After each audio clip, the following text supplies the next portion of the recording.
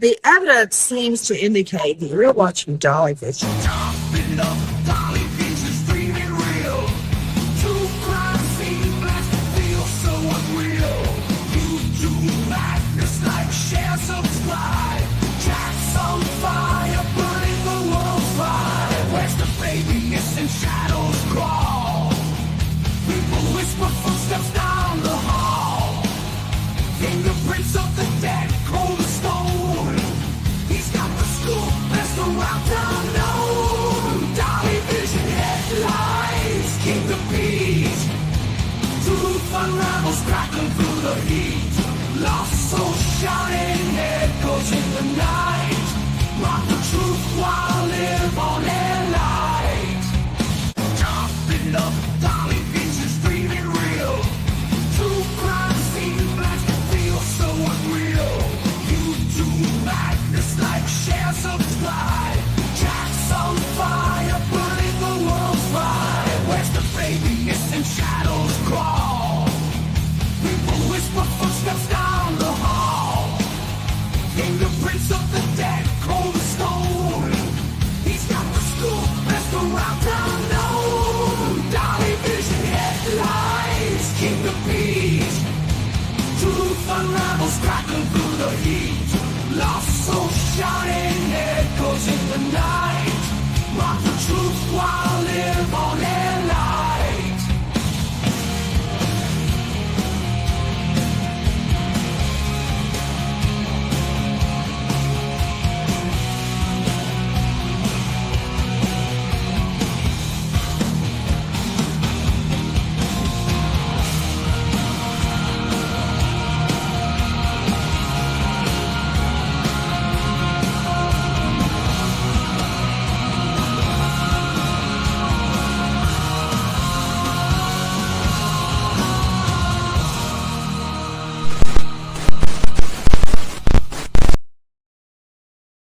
YouTube, where's the baby? Okay, we haven't said that in a while. We haven't said that in a while. It is good to see all you beautiful people jumping in the chat room tonight. As you can see, the title says Sebastian Rogers, full-blown chaos. Okay, full-blown chaos. And you know Dolly, he loves a little bit of chaos. Tonight, we are going to be talking about Stephan Stearns, one of the biggest monsters of 2024. Okay, that is the dude that unalived Maddie Soto, and he says he has PTSD. We're going to be talking about that tonight. And of course, Karen Reed. I call her Miss Reverse. Swerving and a curving, snipping and a tipping. You know, there's a lot of things you can call Karen Reed, but we're going to be discussing some of the Karen Reed news here tonight on Dolly Vision, baby. Okay, but first, I'm going to need you guys to leave your DNA all over that like button, okay? Just in case you go missing in the hills of Tennessee and Dolly got to send SF Investigation to look for you. Now, I don't know if he will because I heard he's been rage quitting. But anyway, make sure you leave that DNA. And if you're brand new, sub up, ring the bell for notifications, and feel free to share my ugly face, this ugly face that you're looking at right here, on any social media platform you choose, as long as it's not Pornhub. You don't want to do that to people. You don't want to put me up there, okay? I'm scary. So let me give my warnings before I start talking about Sebastian Rogers, because, you know, some people in this case like to put people in jail and some people like to sue people. It's always a lot of chaos in this one, and I believe this case has turned into a big circus. So let me give my warnings. Dolly's for entertainment purposes only. We talk news, rumors, gossip, speculation, theories, mixed with a little bit of comedy and a whole lot of damn chaos. So don't take nothing here as fact, just satire. Do your own research, people. The caller's night, their opinions are theirs alone, not to reflect on the Dolly. And everyone is innocent to proven guilty in a court of law. And of course, you know the biggest one of them all. Okay, the biggest one. Never try this. You seen what happened when T-Reb tried to be Dolly at home. Okay, do not try to be Dolly at home. It is extremely dangerous. Okay. You can end up a DoorDash dude. You don't want to do it. Okay. You don't want to do it. You can go from YouTube to DoorDash overnight. Okay. You don't need that in your life. So do not, whatever you do, don't try to be me. Okay. There's enough Dolly in the world. There's me and the big titty Dolly. Okay. She got all the money and I don't. So anyway, Sebastian Rogers, this case has been one of the craziest cases of the last year. Not a whole lot of new news in the case from the time Sebastian went missing until now. Nothing much has really changed other than the players in the game and the leeches that come out of woodwork when some of these missing kids go missing, especially if they're high profile missing kids. Usually these leeches don't leech on to the smaller cases. They leech on to the bigger cases out here on the internet. Now it appears that, Chris and Katie, they had their own private investigator, and it was SF Investigates. But apparently SF Investigates has rage quit on the case. Okay, rage quit on the case and has taken down his X or his Twitter or whatever it may be. And we got this other side. I always said it's like two teams, right? There's two teams, and Dolly's always been right here in the middle, just wanting justice for this young boy, wanting him home, wanting him found. Whatever happens at that point, that's between the family to fight it out, work it out, whatever it may be. Now, there's certain people I'm suspicious of, but the facts are this, the real actual facts is we have no proof to what has happened to Sebastian Rogers. Really none. We have our theories, we have our speculations, we have our hunches, but no solid proof to what has happened to this boy. Now, when I first heard SF investigating and get involved in this, I was thinking, oh, damn, this is the same dude that was in the Collie Rodney case. Y'all remember that case? The little girl that was out there drinking at the party, and she ended up driving her car tragically into the reserve and tragically lost her life by drowning, drinking and driving. And this is why, going into the Karen Reed case too, this is why drinking and driving is so bad. Okay. Because you can not only hurt somebody else, but you can also, like in the Collie Rodney case, hurt yourself. Okay. That young girl shouldn't have been out there drinking, and she damn sure shouldn't have been out there driving. Okay. And I come from an era where your friends don't leave you behind. Okay. But her friends that night left Collie Rodney behind. And now in this, we seen SF was out there on the scene of Collie Rodney, and he kind of like leached on to the family, and he was basically, he claims to have been found all these people, right? But I don't really know if that is actually true. I think a lot of these people sell false hope. And he says, he has a $20,000 retainer. He makes $2,000 a day. Could you imagine charging a family that type of money? Now, I know a lot of people are suspicious of Chris and Katie, right? And I have my suspicions too. But could you imagine going to a family that's going through the worst time of their life, right? If it's true that he ran off. If it's not true, then it's not the worst time of their life. They just ain't got caught yet, right? And telling them you want $20,000 to look for their kid. Now, Dolly's been up here for years looking for people for absolutely free. We're crowdfunded. You guys donate to the channel, which covers my plane tickets, food, me searching, all that stuff that I do. I have never one time in the history of searching for a missing child asked a family of that person for a penny. Ever. Never.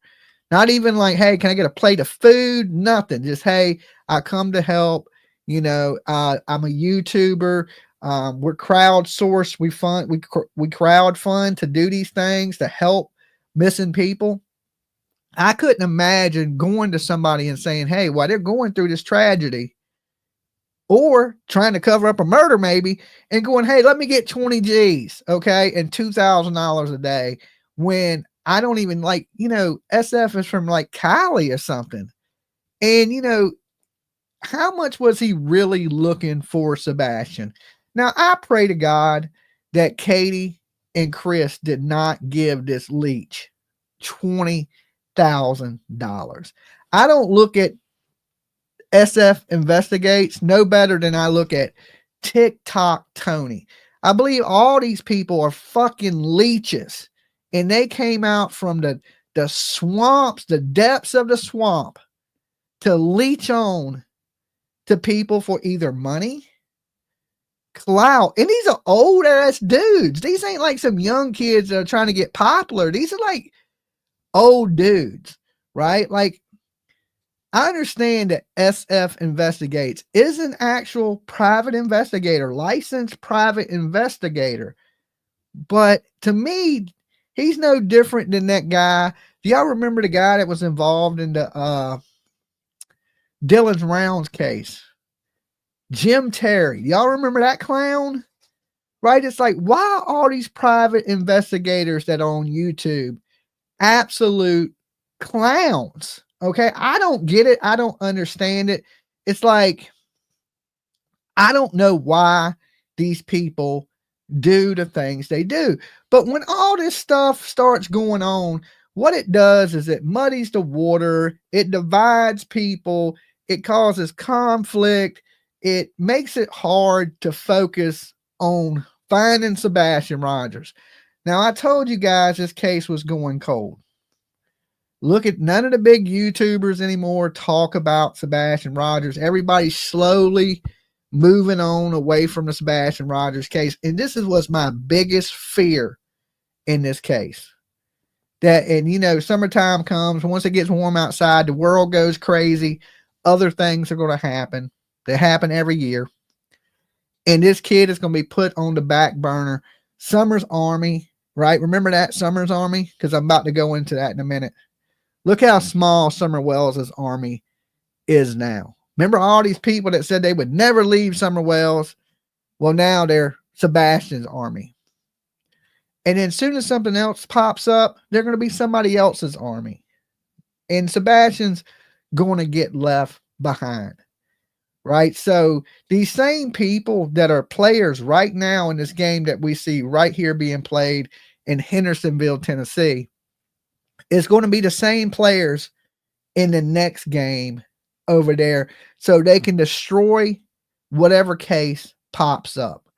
At some point, something has to end with these people interfering in these cases and turning shit into a full-blown circus. I mean, basically, we know Ringling Brothers and Barnum Belly, they don't have animals. They don't have the elephants, zebras, tigers anymore, or the clowns.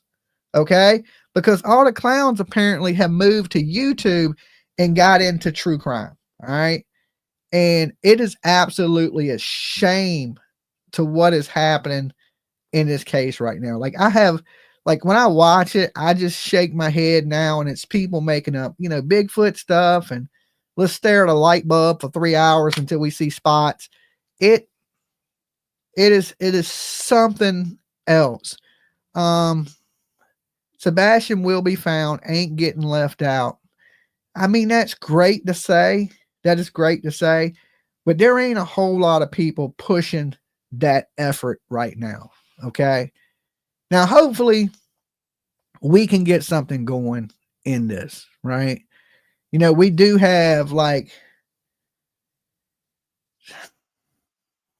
it's almost heartbreaking, right? Because we seen what we seen in the beginning, right? We seen everybody out there looking for Sebastian, making an effort to find this child. And then certain people came into it, right? And everything changed. As soon as your TikTok Tonys and your BHBs got involved in this, we seen the father of this missing child completely change. Okay, completely change. And some people be like, Dolly, why you got to pick on? I'm not picking. I'm stating out what I've seen out here on these internet streets. Once these people got involved, all searching for Sebastian Rogers stopped. Okay. Now we know Chris and Katie, they were pretty much in hiding. They kind of just like they gave some interviews, it didn't go good, and then they just kind of shut up and went into hiding. And we at least had Seth out there searching. But then, of course, once these people leached on to Seth, and which were late too, they wasn't even there in the very beginning, it kind of shut that down. Now, there's a lot of theories that, you know, Sebastian is out there somewhere. And, you know, people, I hate to say it, are so full of shit and so crazy, and they need attention. There's so many people in this world that need attention, right? And they come up with some of the craziest stuff. Well, you know, listen, guys, we've had multiple calls here of people saying they've seen Sebastian. And I believe in taking all those calls seriously. I do, because you never know what it's going to be. But then after you take those calls, I sit here and think to myself, I just wasted an hour of my fucking time, okay, that I will never get back on the craziest stories that somebody can make up because they need a little bit of late night attention, okay? None of it's ever led to nothing, right? We had the dude call in, say the kid was stomping his foot, screaming proud foot in the Walmart, never panned out. You had the lady that said he was being pushed in a wheelchair. You had the people that said they seen the parents at the lake. None of this stuff. It's just all people trying to get some attention. For what reason, I don't know, right? Like, there's psychiatrists. If you need attention or you need somebody to talk to, YouTubers are not psychiatrists. I'm not a psychiatrist. I can't diagnose you. I can't give you a prescription. I can't do any of those things. And if I don't take the call seriously, people will be like, Dolly, why do you take that serious? This could be it could be the next call, could be the call that breaks the case, right? So I have to give these people my time, right? Because it's in the effort of trying to find this missing kid. But we've seen in this that for some reason, when a kid goes missing, Dolly, what I said is true, and I don't need attention. Okay. I don't know if you need attention or not. I'm just saying that it has not panned out to be anything. All right. Has not panned out to be anything of now. So with all this and all these people needing this attention, this ain't really about the phone calls. This is about the people that have inserted themselves into these cases. Okay.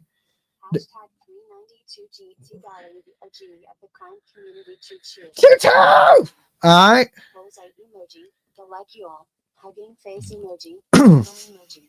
Thank you.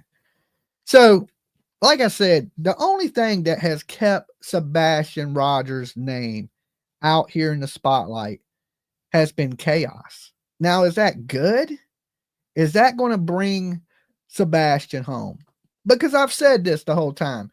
If something don't change, this boy will never be found. We have been doing the same thing. Well, the internet has. And I just been preaching and bitching. I've been bitching for a year. I feel like a professional bitcher because it seems like that's what I do is just bitch about what's going on. But the definition of insanity is doing the same thing over and over again and expecting different results. Something has to change. Okay. If we don't change up the way this is being done, then we can't expect a different result. And the result we all want is Sebastian found. If he's with us or if he's not with us, this little kid, if he's out there and he's no longer with us, he needs to be laid to rest. If he is out there, he needs to be found so his family can stop the worrying and know the situation. Now, apparently they got some stuff going on between the fathers, mothers, stepdads, and oh my, right? They have to work that out. That's between their families. Nobody quite knows. There's rumors out there right now that the CPS records have been leaked. Okay. Now, of course, I don't have those records, and different people are saying different people have leaked things. It's kind of crazy. You know,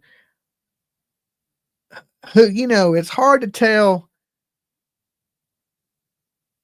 who to believe in any of this because, like I said, people are seeking attention and you never know what is actually real and what ain't real that's going on in the case.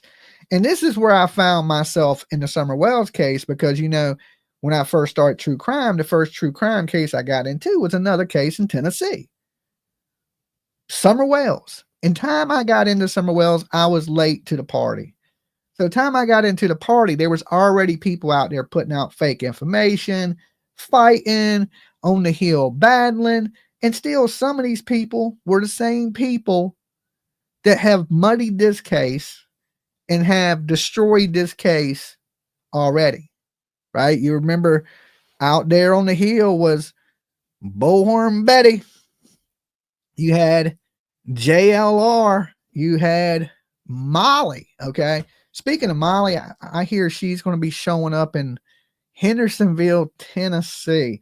And I knew it wouldn't be long before Molly would be involved in this, right? But I think she's more going down there in support of seeing BHB go to jail. Okay. Apparently she has a little vendetta against the bullhorn. Okay. I guess bullhorns trigger a lot of people. It ain't just Dolly. Okay. It just ain't Dolly. So it seems like the troops are rallying to watch Betty. What are you doing? What? Why are you doing that? What? That people are rallying to watch her go to jail? What? Is that a secret? You were there. Top secret? Am I saying something that's top secret? I mean, no. I mean, I'm just mentioning it in general. I wasn't going deep into it. Okay. Okay, the producer just came in. I might be saying too much. I might be saying too much. Am I getting stabbed tonight? Yeah. I'm getting stabbed. Okay. So listen, send out a search party looking for Dolly. Okay. Apparently I can't say everything that I mean, you were in the conversation. Lord. I'm just talking. I was just okay. I will shut up. I guess to be continued, guys. To be continued. But okay, so anyway, Sebastian's missing. Nothing's changed. A lot of people, it seems like the bigger channels out here donate to Dolly's legal fund. Okay, I guess I can't say everything. I can't, you know what I'm saying? We will send SF. Don't send SF looking for me. Okay. Don't do it. Clue runs down everybody. Poor PJ needs her beauty sleep. Oh, speaking of PJ, before I forget, before she stabs me for real, maybe she'll forgive me for talking too much. But PJ has a new shirt out. Okay, let me show you guys this. So I earned some brownie points tonight. All right, this is her new t-shirt that is available in the merch store. Okay, and it's badass. Make sure you get one so she don't kill me. This is her new t-shirt. Okay, let me show it to you guys. There's the logo for it. That is the back design, right? Subscribe to PJ Vision 22. And right here is the front of her t-shirt, which is the little picture of her. It's not my secret. You don't gotta be worried about me stabbing you. Oh, avatar. Okay. And that is the back of her t-shirt. Apparently, I may get stabbed tonight. Hopefully, it's just a flesh wound. Okay. Cool t-shirt, PJ Vision. Thank you guys. All right. Protect me here. Protect me. Might get me out of trouble right now. This might get me out of trouble. So that's her new t-shirt. It's available all the way up to 4X. It's awesome. It's the best. It's better than any Dolly shirt you can get. Okay. It's way cooler. So make sure you pick up one of those t-shirts so PJ don't stab me as hard as she was going to. All right. I can't, Dolly. All right. Just, if I come up missing, then don't send Betty and don't send FS Investigates. And please do not let TikTok be my spokesperson. Okay. Because like I said, the whole Sebastian Rogers show is pretty much a clown show at this point. you know, and it's hard to, you know, I want to keep the kid's face out there, and I want it to be legitimate. Like a lot of the stuff that's coming out, it's great to, you know, hear people's theories and opinions, but I think we've done that. Okay, I think we've covered that base. We put out every theory from aliens to Bigfoot to the mama did it to the stepdaddy did it to the father did it to the neighbor's kid did it to the neighbor did it to the, you name it, everybody has been blamed and accused of doing something to Sebastian. Okay, I think we've covered every absolute base in humanity that anybody you could accuse or any way the parents could have done it. I think we've been over that. So right now it's just basically going in circles. Now what I wish would happen is that they would continue to put or in the future a organized search, right? Or organized search for Sebastian where you're asking for the community's help and give it one big push. Ask everybody that will come out to come out. No turtle mama, knife emoji, dagger emoji, knife emoji, turtle emoji, dagger emoji, knife emoji, dagger emoji, PJ's coffee, coffee emoji, fund, hugging face emoji. Okay, we got to be easy on the emojis and the super chats because as you see, it reads it out on the screen and it'll be like emoji, and it'll go on forever. Okay, so let's keep it down to 3 emojis in the super chats. But thank you for jumping on the Dolly train. Now come aboard. All right, you riding the Blessed Express. You ain't blessed unless you riding Express, right? So get on, get you a nice window seat. Dolly gotta eat too. Dolly gotta eat. I'm getting skinny over here. Look at this. See how skinny I look? From a distance, I'm supposed to be getting my weight up, not my hate up. Okay. So I, you know, just what Dolly wishes. This is what I would like to see happen. Been a long time since I've been able to listen live, and I have to say you are the one who has always said you don't want Sebastian to be forgotten. Heart hands emoji. Thank you. And I feel like it's getting closer and closer, and that's my fear. That's my fear is that, you know, something's going to pop off and everybody's just going to leave this kid hanging. They act like they care and they really don't, especially in the YouTube community, because, you know, people are quick to jump on other stories here. And we got to be honest, there's a lot of big things going on in true crime right now, from Karen Reed to Stephan Stearns to Brian Kohlberger, Lori Vallow. Now, where does Sebastian rank up there in that? Right. And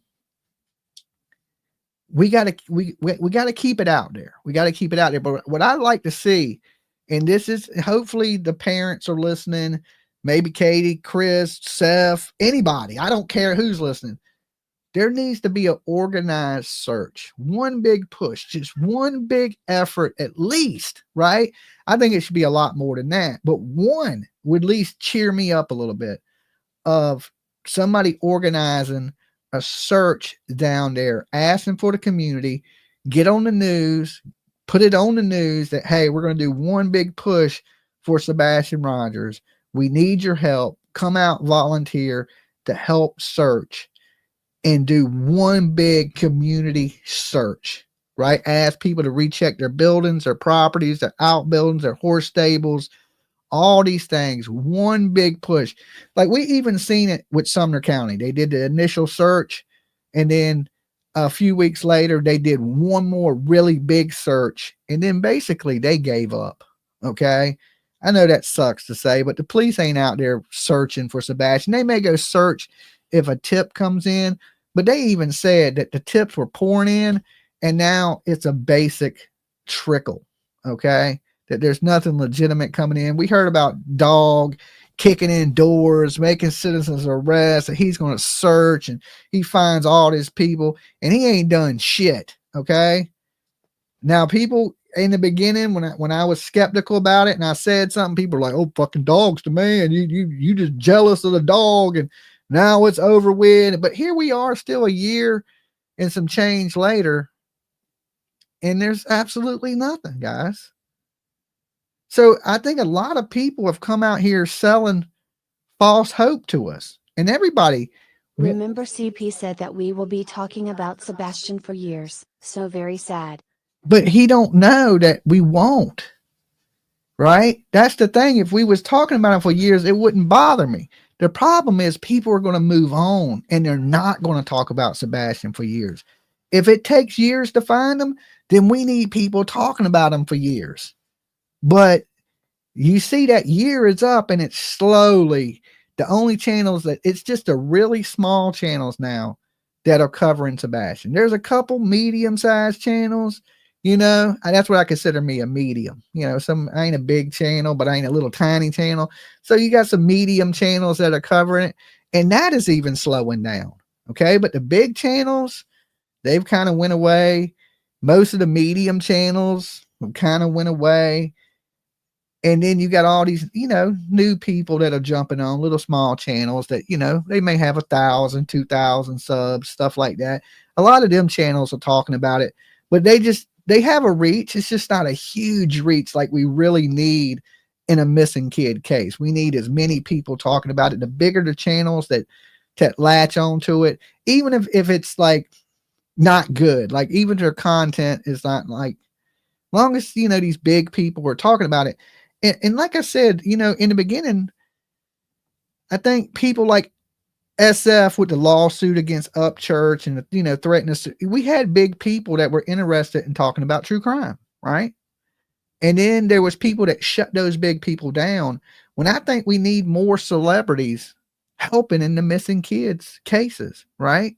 Remember, we had Upchurch and Kylie Rodney. He didn't think she was real, but that's his opinion. But here's the thing. He was talking about her, right? By talking about her, when you got 3 million viewers, that's the whole shit. Most of the country, especially the southern portion of the country, your country boys and girls hearing about these cases. Now, just imagine if you had Upchurch and you had somebody else, or Jelly Roll or somebody. Jelly Roll is more looking out for the prisoners because he was in prison. But the more celebrities we can get behind how important these missing kids are, the better. We see celebrities raising money for starving kids. We see celebrities helping with in the eyes of, and then you got a chihuahua shaking. We see them doing all that, but we need celebrities involved in these missing kids. Like, we got John Walsh, but we need like some famous ass people pushing these kids and these stories out there. And the more people that we can tap into and get them to see how important this is, the farther our reach is when somebody goes missing, right? Like, I don't think these people in Hollywood really care too much about missing kids, right? Because shit, half of them are the ones that are making the kids come up missing.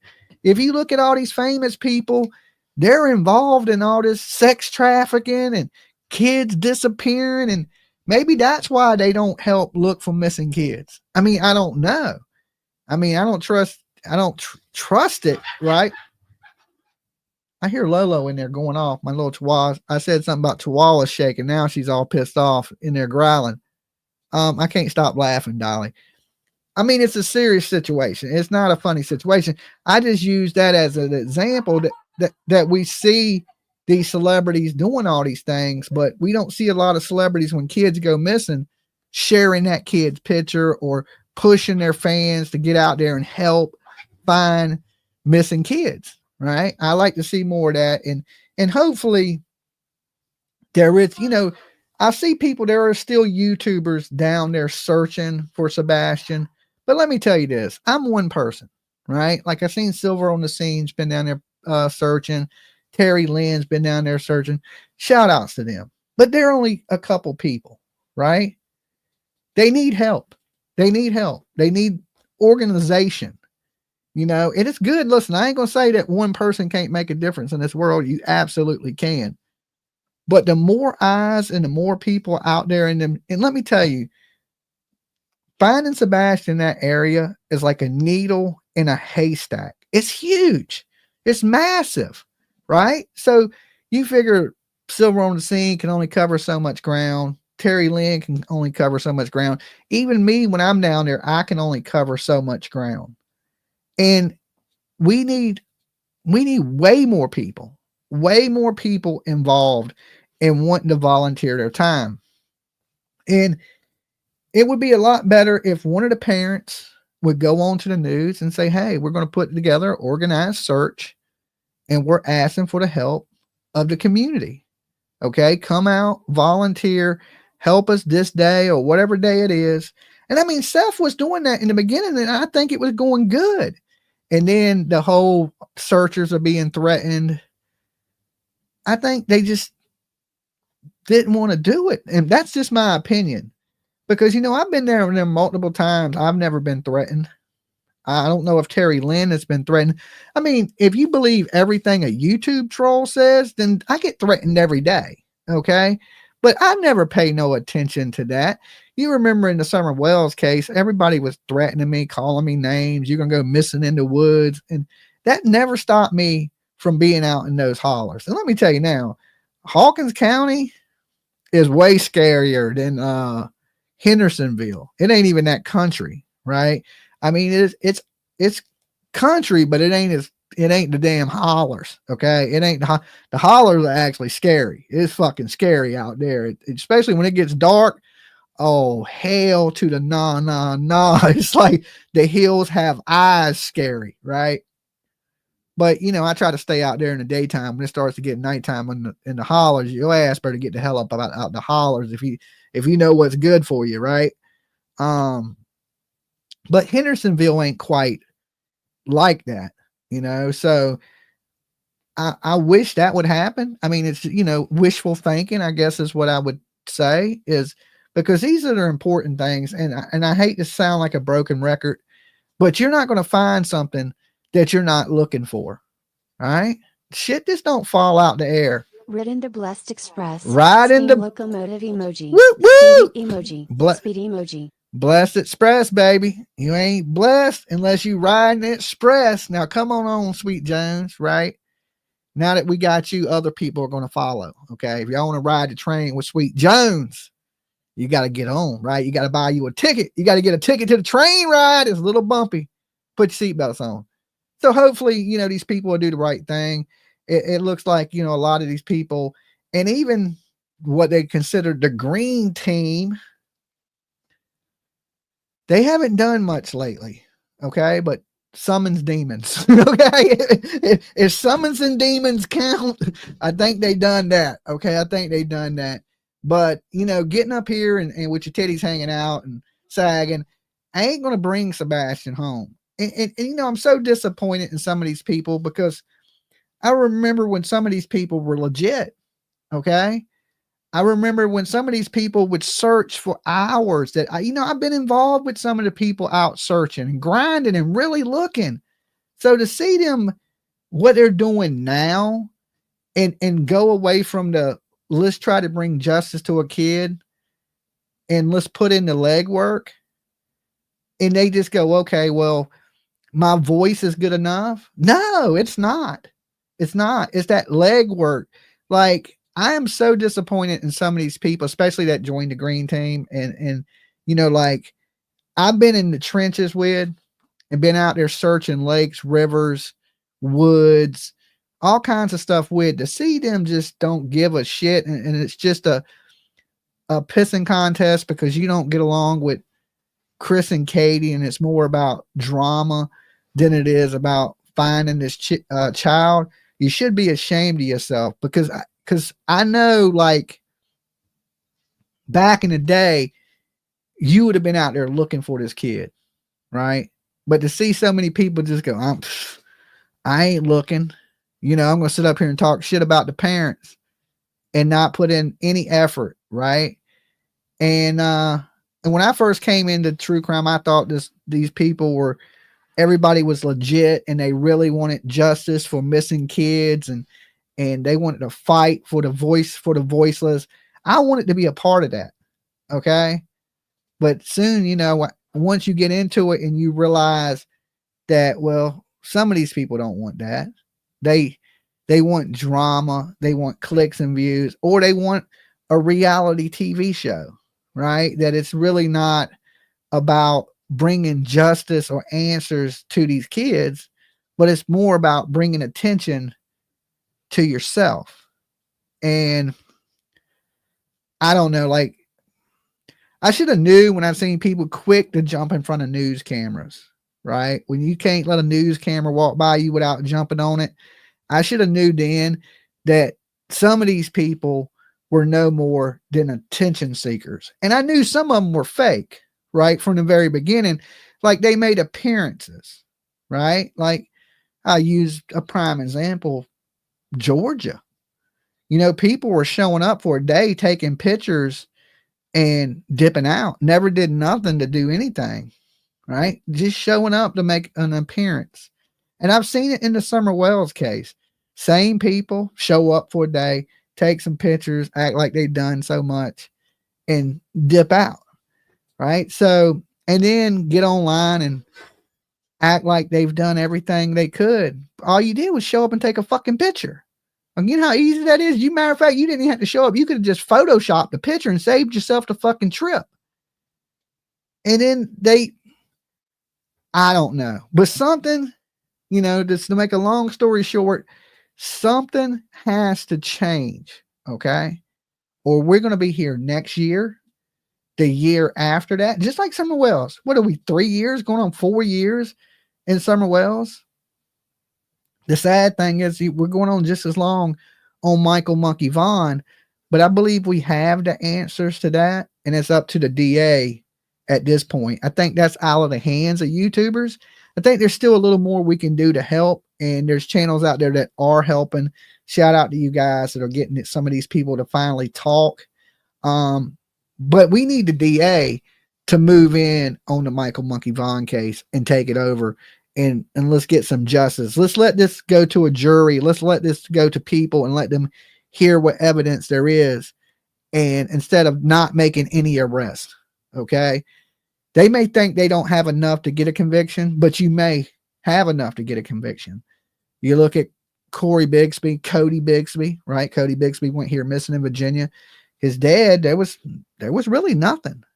Circumstantial evidence, what people said, what people seen. And he was convicted in under an hour and sitting in prison for 40 years. Okay. So we need to make sure that Brandy, she gets some justice, especially she's ill and she's going through a lot. She needs a liver transplant. And I believe a lot of this has to do with stress, right? We know stress is the silent killer. Being stressed out about stuff leads to heart attacks, strokes, problems with your body, right? We even seen that with Dolly, getting stressed out about all this stuff going on. And, you know, not taking, you know, I can't blame it on just stress, but it was a lot of my diet and lifestyle played factors into it. But you have to fix those things. And I believe a lot of what's going on with Brandy is because of stress, right? And worry and you know, look, it's leading to health problems. And, you know, you got that positive energy you keep, I believe keeps you healthy and keeps you good. All right. So let's pray that happens, right? Because tonight is a little bit about wishful thinking. You know, I'm just wishing that the DA would step up and do something in the Michael Monkey Vaughn case. I'm wishing one of these family members, right? I don't care if it's a cousin, mother, dad, grandma, that they organize a community search. And listen, all the news people, before it dies down and the news don't give a damn anymore, this is a good time to ask for that help. Okay. It's over a year. There ain't been nothing. There hasn't been one organized search in over a year. Okay. The last one was the police and that second push they did. And that was over a year ago. I think this is a great time to ask the community to come together and do one more push before summertime hits completely and everything's overgrown. Right now, stuff's starting to, you know, to fill out, and you don't want it to be too bushy, or like, I think right now is a good time to make that push for one organized big search for Sebastian Rogers. And if that was the case, right, Dolly would go. I'd fly down, drive down to take part in it, any of that, right? But you need somebody that the news will listen to, either Seth, Chris, Crazy, the grandmother, aunt, something that can get this some attention so that the local community knows, right? And I think it's important that, you know, we know it takes a village to raise a child. Okay. Well, it's going to take a village to find a child. If he is there, he needs to be found. And a lot of people don't think he's there. I look at it like this. He's a 15-year-old child at the time he went missing, 16 years old now. He left with no jacket, no shoes on. How far could he have got? And I know this trigger warning, guys. Something bad has happened. I don't know if it's happened at the hands of his parents or it's happened with him being gone and he's did something to hurt himself and couldn't get help. But something bad has occurred, or this child would have been seen, right? He would have went somewhere. He has to have food. He has to have water. Somebody would have seen this child and they haven't. And that tells me right there, it is something bad. And the reason I want to search those woods and search that area is because it ain't that I think Sebastian's with us.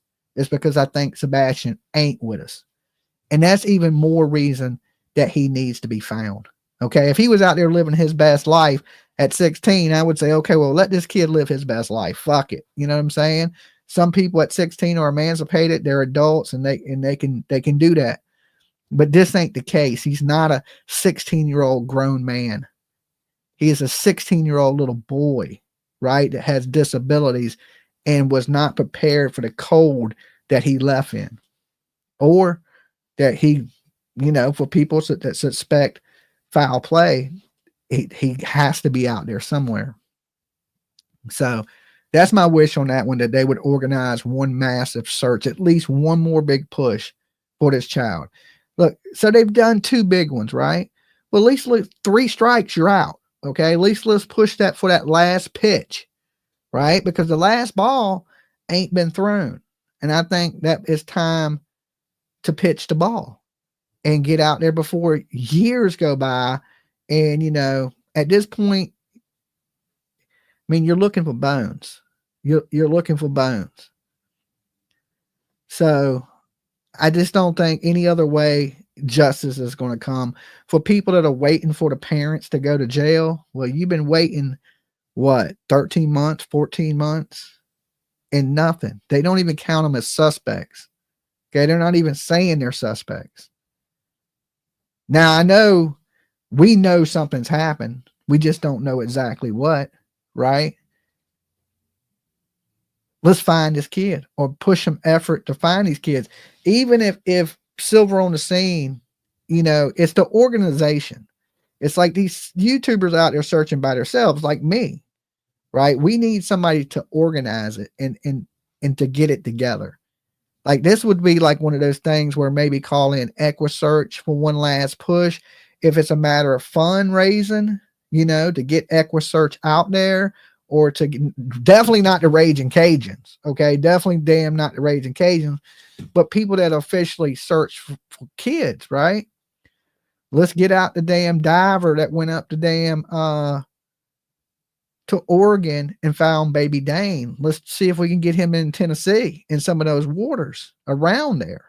Okay. Like we're going to need some people that are professionals at searching involved in it. Now, how to go about that, I really don't know. I've always just been a one-man wrecking crew. I go out and drone and search, but how to get all these people involved and to organize it, I'm not the person for that. There needs to be somebody that's what they do and involved in it. And whoever that person is, maybe I could reach out to that person, but I don't know who that person is to organize something on a large scale. Okay. But I believe that's what needs to happen. Now, some of y'all may not agree with me. Some of you may. I mean, I don't know. Okay. So we're going to move on. Matter of fact, hold on. I'll take some calls on the Sebastian Rogers case before we move on to Stephan Stearns and to Karen Reed tonight. Okay. So let me pull up the phone lines.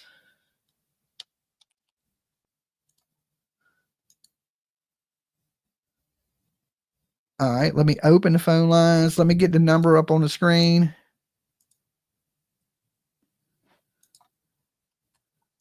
Okay, there's the call-in number. The phone lines are open. That was quick. Dolly. Hey, Dolly. Hey. I'd like to speak about the Sebastian Okay. What's up, Rose? and the searching. Uh-huh. I really feel like a lot more effort should have been done in the winter season when there wasn't a lot of brush out. Yeah. That's why I was saying before it gets too hot out and everything's overgrown, I think it needs to be done. Yes, I agree. So Absolutely. Mhm. Absolutely. Should have been done. Shoulda, woulda, coulda, but in my opinion, I'm 100%.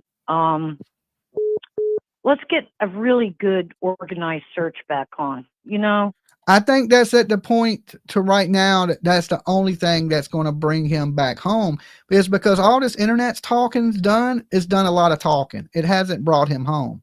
So to think if we continue to step here and talk about him and it ain't brought him home yet, what makes you think it's Well, going to bring him home in the future? What's sad about that though, to me personally, why I sometimes have to just jump out of the show is because of the drama in the internet. And although it's keeping his name alive, thank God, to you, really. I mean, you're the one, and then you get the people who want to battle with you about it, and that keeps it going. But it's in a really negative, in my opinion. I can't stand that YouTube street battle stuff. It just Well, I thought a lot of that has calmed down over the last, I don't know, maybe couple months. Because it's losing attention and well, it seemed like it perked back up with this T-Rev person, and I don't like to throw judgment, Jimmy. I do spend a lot of time. I don't think it perked. T-Rev had nothing to do with Sebastian. T-Rev had to do with he's on drugs up here riding around with his kid in the car. It had nothing really to do with What I'm Sebastian. saying, but it kind of turned into like I think he probably maybe helped him build his channel because a lot of people like that kind of nonsense. So they're gonna go watch him. Well, he was a fraud. There's a difference between a legit person and a fraud. He don't give a damn. He bragged about how much money he made to the father of the kid. Well, that's what I'm saying, Jimmy. Some people don't give a damn. As long as it entertains them, I'll watch a fraud. You know what I mean? I guess. But not me, not Rose. I mean, if you're going to do entertainment, then let people know you're entertainment and that, don't sell yourself as something you're not, Yeah. Well, we can only pray for him, that he finds his way. I got to tell you something before I go is I really try my hardest to be careful of what I say, how I think, and what I do. Because I believe one day when that time comes and your life gets reviewed to you and you get to see, well, I said this and it really hurt that person. Yeah. And, you're going to grit your teeth. You're going to be like, damn, I didn't know, and I want there to be more consciousness of what people say to each other. And, like his whole dig on you was unnecessary. I mean, well, to me, he's no more than like what I was talking about earlier with, another leech that came out in the woodwork acting like he was Seth's friend and wasn't. That it's the same as TikTok. These people act like they're best buddies with Seth and they don't really care about Seth. They don't give two shits. Yeah. Right? That's why I tell people I'm not here to be your friends. I'm not going to hold your hand. I'm not going camping with you. I'm not going fishing with you. We're not going to be buddies. You know what I'm saying? We're here because there's a missing kid together. Let's keep it on a business level and that's it. Well, you know what I'm saying? Well, Jimmy, I try my best to do that with you and PJ, but I have, I like to talk sometimes. and I don't mean a money-making business. I mean just business, like we're here for a certain cause. Let's keep it that reason, Yes. But speaking of making friends, I know you don't want to be my friend, but I'm everybody's friend. I mean, I'm talking about I know when I'm covering a let case. Me finish and it'll make sense. Okay. Let me finish. The Mumta case is coming up, I think. And I live close to there and I want to go, but there's something about me that says I can't go by myself because it's August. I don't want to look. Oh, is it August? Yes. Okay. Well, maybe you and PJ will come through and. I'll be in Florida in August. And then Oh, in okay. Idaho. Well, August is our birthday month too. Uh-huh. You're on the 23rd, I'm on the 22nd, and PJ's on the 21st in August. Uh-huh. But anyway, I hope that, I guess, I mean, there's so many cases you're going to be covering this year, Uh-huh. but let's not forget about Mamta, you know? We even forgot about it. I knew the date, didn't I? So, all right, Rose, you be good. All right, later, Hosen. All right, peace. All right, hold on. I got the phone line closed for a second. I'm glad she brought up a T-Rev or something, because this is the same thing that I was just discussing is, these people come out and they leech on to him. Seth really thought T-Rev was his friend. Seth let T-Rev come down there and stay with him. And next thing you know, T-Rev is taking pictures of Seth's crotch and stealing his girlfriend. Okay. It's weird. I know, but basically that's what has happened. Right. And then you see, then when that happened, Seth flew off the handle. Then he became angry. He became bitter. He was mad about the girl. He done forgot all about Sebastian missing and was straight on FT Rev this, FT Rev that. Now I agree with the FT Rev. He's a little scumbag, right? And you see from his history of just faking phone calls and the whole let me move to Tennessee to hook up with Seth's girl, because he was probably talking to her behind the scenes, before he went down there. And that's probably basically the reason he went down there. Okay. So that's what I'm saying is, like, leeches come out the swamps and they leech on to these people and they try to be more than just covering a case. Okay. Like, just think of who's your favorite news creator. You think Vinnie Politan or Nancy Grace is trying to be everybody's friends? No, they're trying to tell the story. They're trying to get the scoop. They're trying to bring awareness to something. They're not, you think just because you go on Nancy's show, she's not going to go out fishing with Chris Proudfoot. You see what I'm saying? Vinny's not going to go out to the bar drinking with Karen Reed. It's not going to happen. He's not trying to be their, they're not trying to be their friends. They're trying to bring information to the masses and cover the story. That's what it should be like.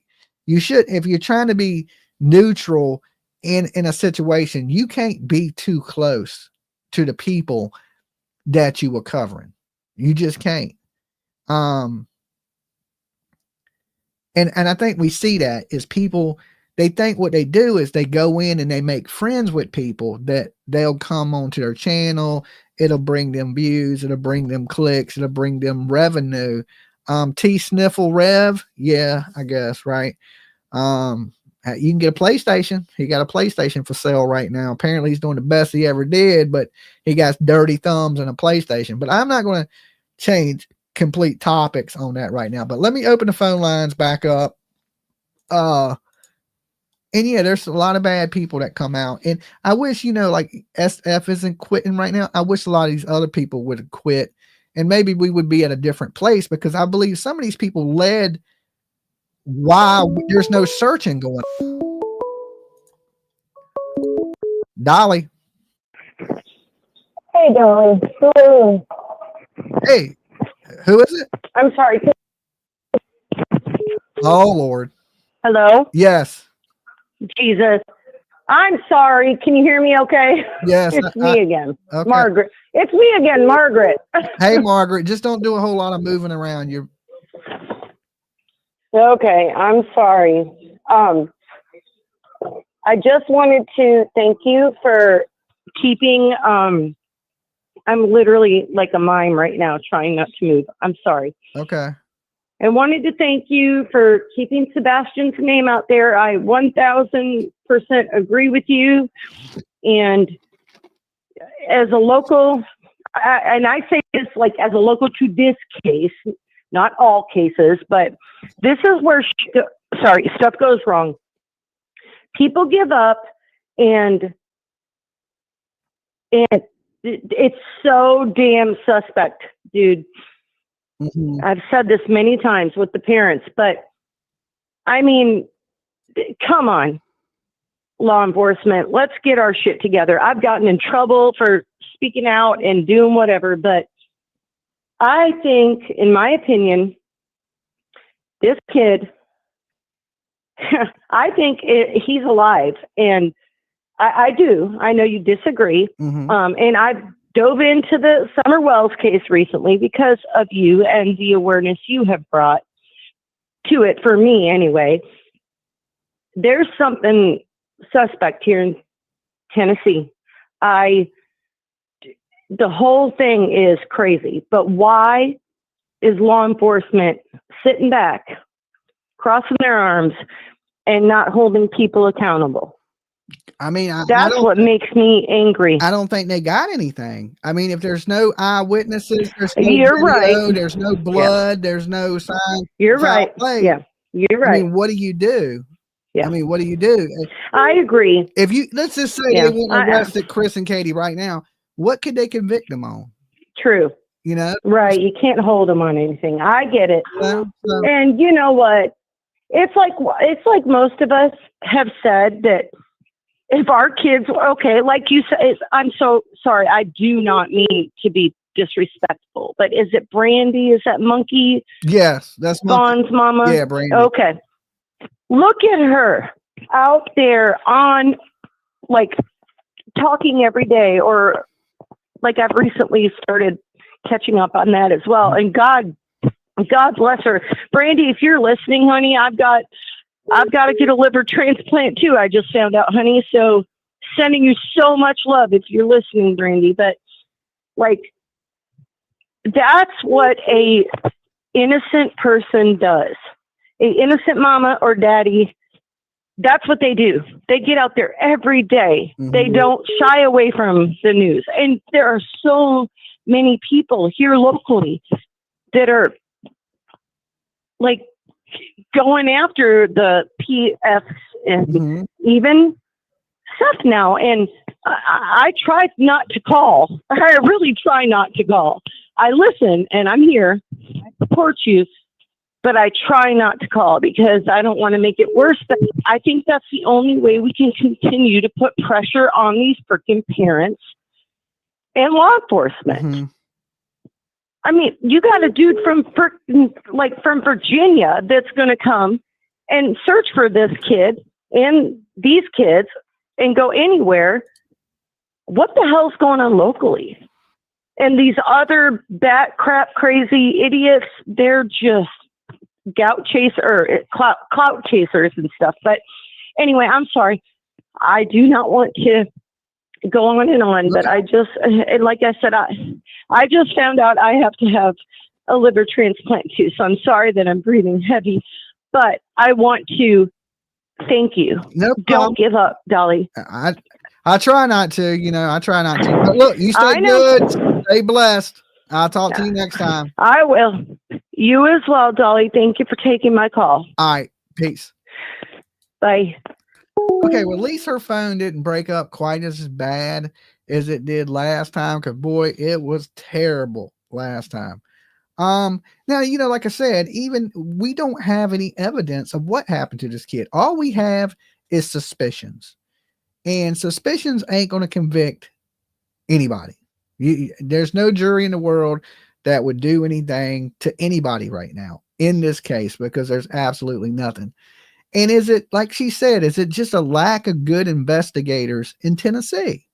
Right? We see with the, the Holly Snap and the Layla Santinella and the Summer Wells and Sebastian Rogers, all Tennessee, right? All unsolved.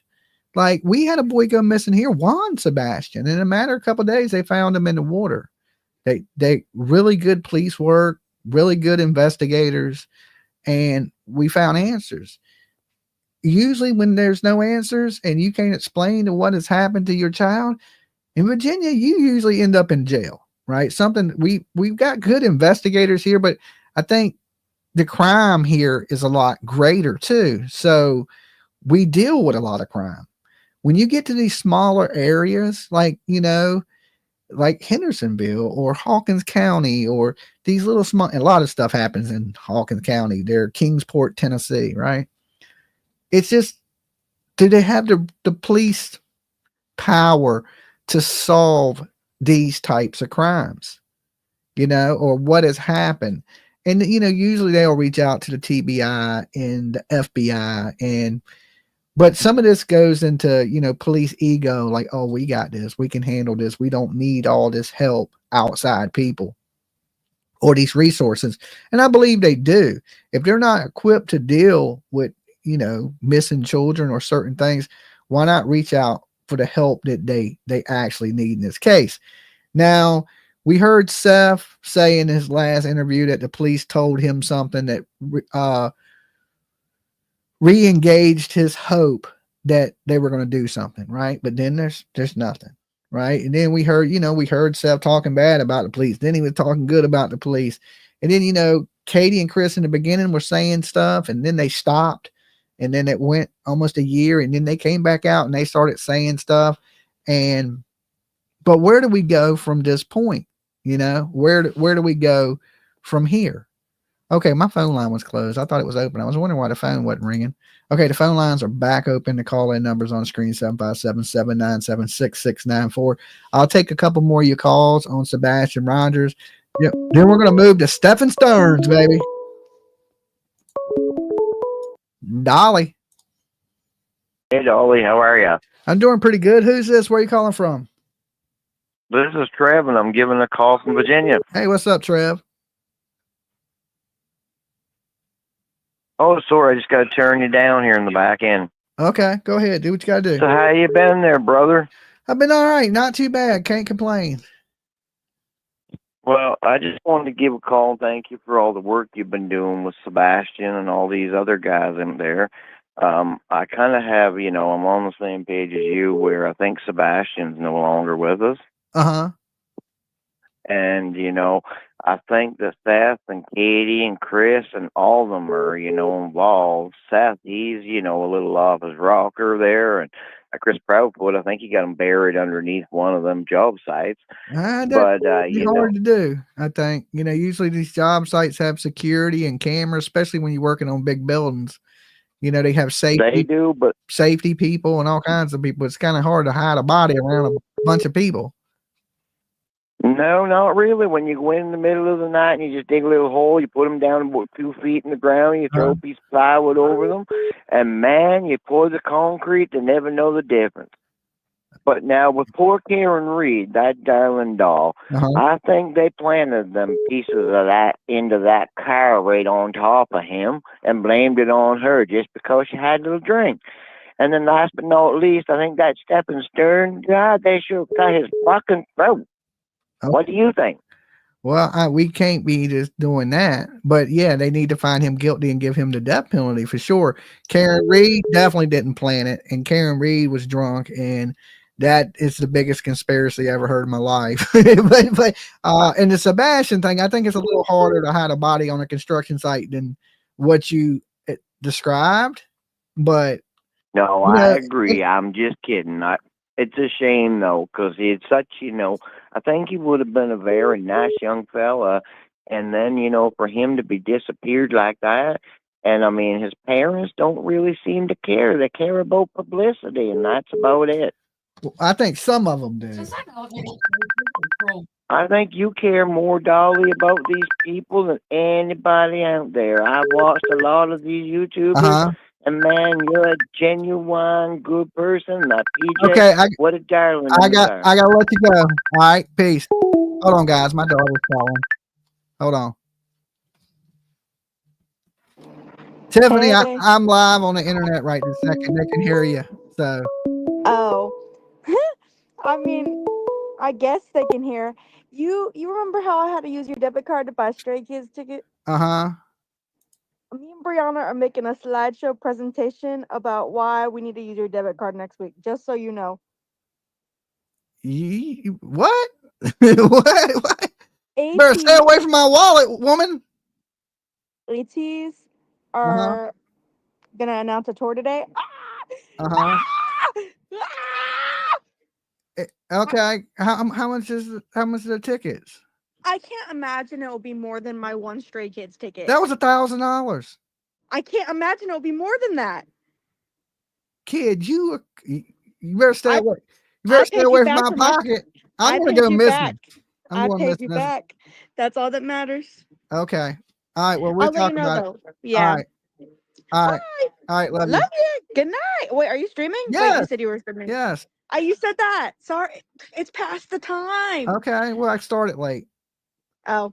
Okay, good night. All right. Love you, kid. Love you too. Peace. Okay, there you have it. Good Lord. All right, I'm going to need y'all to jump on the Dolly train tonight. Y'all start hitting that super chat. Damn. Them are the calls you listen. I remember when the only thing I had to buy was a Dora the Explorer toy, right? Now, when the phone calls come in, it ain't let me get like a, something small. It's $1,000 a hit. Bam, $1,000. Bam, I need car insurance. Bam, I need, good Lord. Okay, good Lord. But Tiff's real responsible. She does pay me back when she gets stuff and things like that if she borrows it. But Tiff Ticket Fund. Tiff Ticket Fund. There you go. Trust me, she's gonna be like, remember you got that super chat with that $10. I want it. So yeah, parenting is never done. Like you think you're a parent till they're 18 and then you get a free pass and you get to live your best life. Nope. They just get more expensive as it goes. Okay. Like just more and more expensive. So let's open the phone lines back up now that I'm going to be homeless and Tiff's going to spend all my money. She said, we're making a video to explain to you why we need to use your debit card. Okay. It better be a good damn video. Let me tell you that. I'm going to post it on YouTube and monetize it. Parents, something. I don't know. Good Lord. And here's the thing is, my daughter's into this K-pop stuff, right? They sing in Korean. She don't even speak Korean. I'd rather pay my dad back to the credit card company. I don't blame you. My interest rate is a lot lower. Okay. My interest rate is a lot lower. But I don't get the whole K-pop craze. I mean, I understood NSYNC, the Backstreet Boys. What are some of them other little boy band? New Kids on the Block, maybe. I mean, that's from the 80s. She wasn't even born then. But I mean, I get that, but I don't get why they're all into these bands that they can't understand, right? Like you don't understand you may make out 3 words that they're saying and the rest of it's just One Direction. There you go. I should have knew that one. I used to take Tiff to all kinds of concerts. Ticket Fund. What was the other ones? What was the 3 boys that we would always go see? That wasn't One Direction. That was the Jonas Brothers. I done seen the Jonas Brothers like 10 times when Tiff was a kid. Like I've seen them so many times at concert. I thought I knew them. All right. The Joe Bros. All right. The Joe Bros. So, yeah. All right. But anyway, let's open the phone lines back up. I got time to take maybe one more call on the Sebastian stuff. And then we're going to jump over to, Stephan Stearns and all that good stuff. Do they know English? No, they don't sing in English. They sing in Korean. Dolly. Hey, Dolly. Hey. It's Rita from Dexter. What you doing? Nothing. Hiding my wallet. Nothing. That's what I'm doing. They don't go away. I've got 6 of them. They're all grown. I see. Those kids will be they're all Summer's my baby. So yeah, no, they don't. Mine are in their 30s and I know everything they're doing. I know where all of them are right now, and I know everything they're doing, and I know what their kids are doing. I know it all. I'm that mommy. Anyway. Misunderstood. Me and Tiff went and see Rob Zombie. So all right, go ahead, Rita. You're fine. You're fine. We could talk about rock concerts all night long. They're amazing. Have you ever seen a Kiss show? Yes. Those were great. Yes, I've seen Kiss. I've seen everybody. I've seen Kiss, Pink Floyd, the Grateful Dead. I've seen all kind of people. I mean, Grateful Dead ain't a rock show, but you name it, I've seen it. Everybody from damn Motley Crue to damn Metallica to Lita Ford. I've never seen Lita Ford, believe it or not. I've never seen Lita. Did you ever see Ozzy Osbourne? Yeah, I've seen Ozzy a few times. I went to Ozzy's No More Tours tour, and then he had 50 tours after that. So I don't know why he named it that, but I remember going to it at the Scope. My son got me into Breaking Benjamin real bad now, so I'm growing he loves Breaking Benjamin. So I'm like, I love them too. But like, we listen to all kinds of rock music in this house. But what's up, Elevated Crew? Yeah. Hey, Elevated, I see you on there. Anyway, I am just calling in to let you know that I believe that in order for them to solve the case with Sebastian, that's just my opinion, they're going to have to go back and start at the beginning. They're going to have to start at the very beginning, and they're going to need fresh eyes on the case. Maybe I think they're going to need fresh eyes.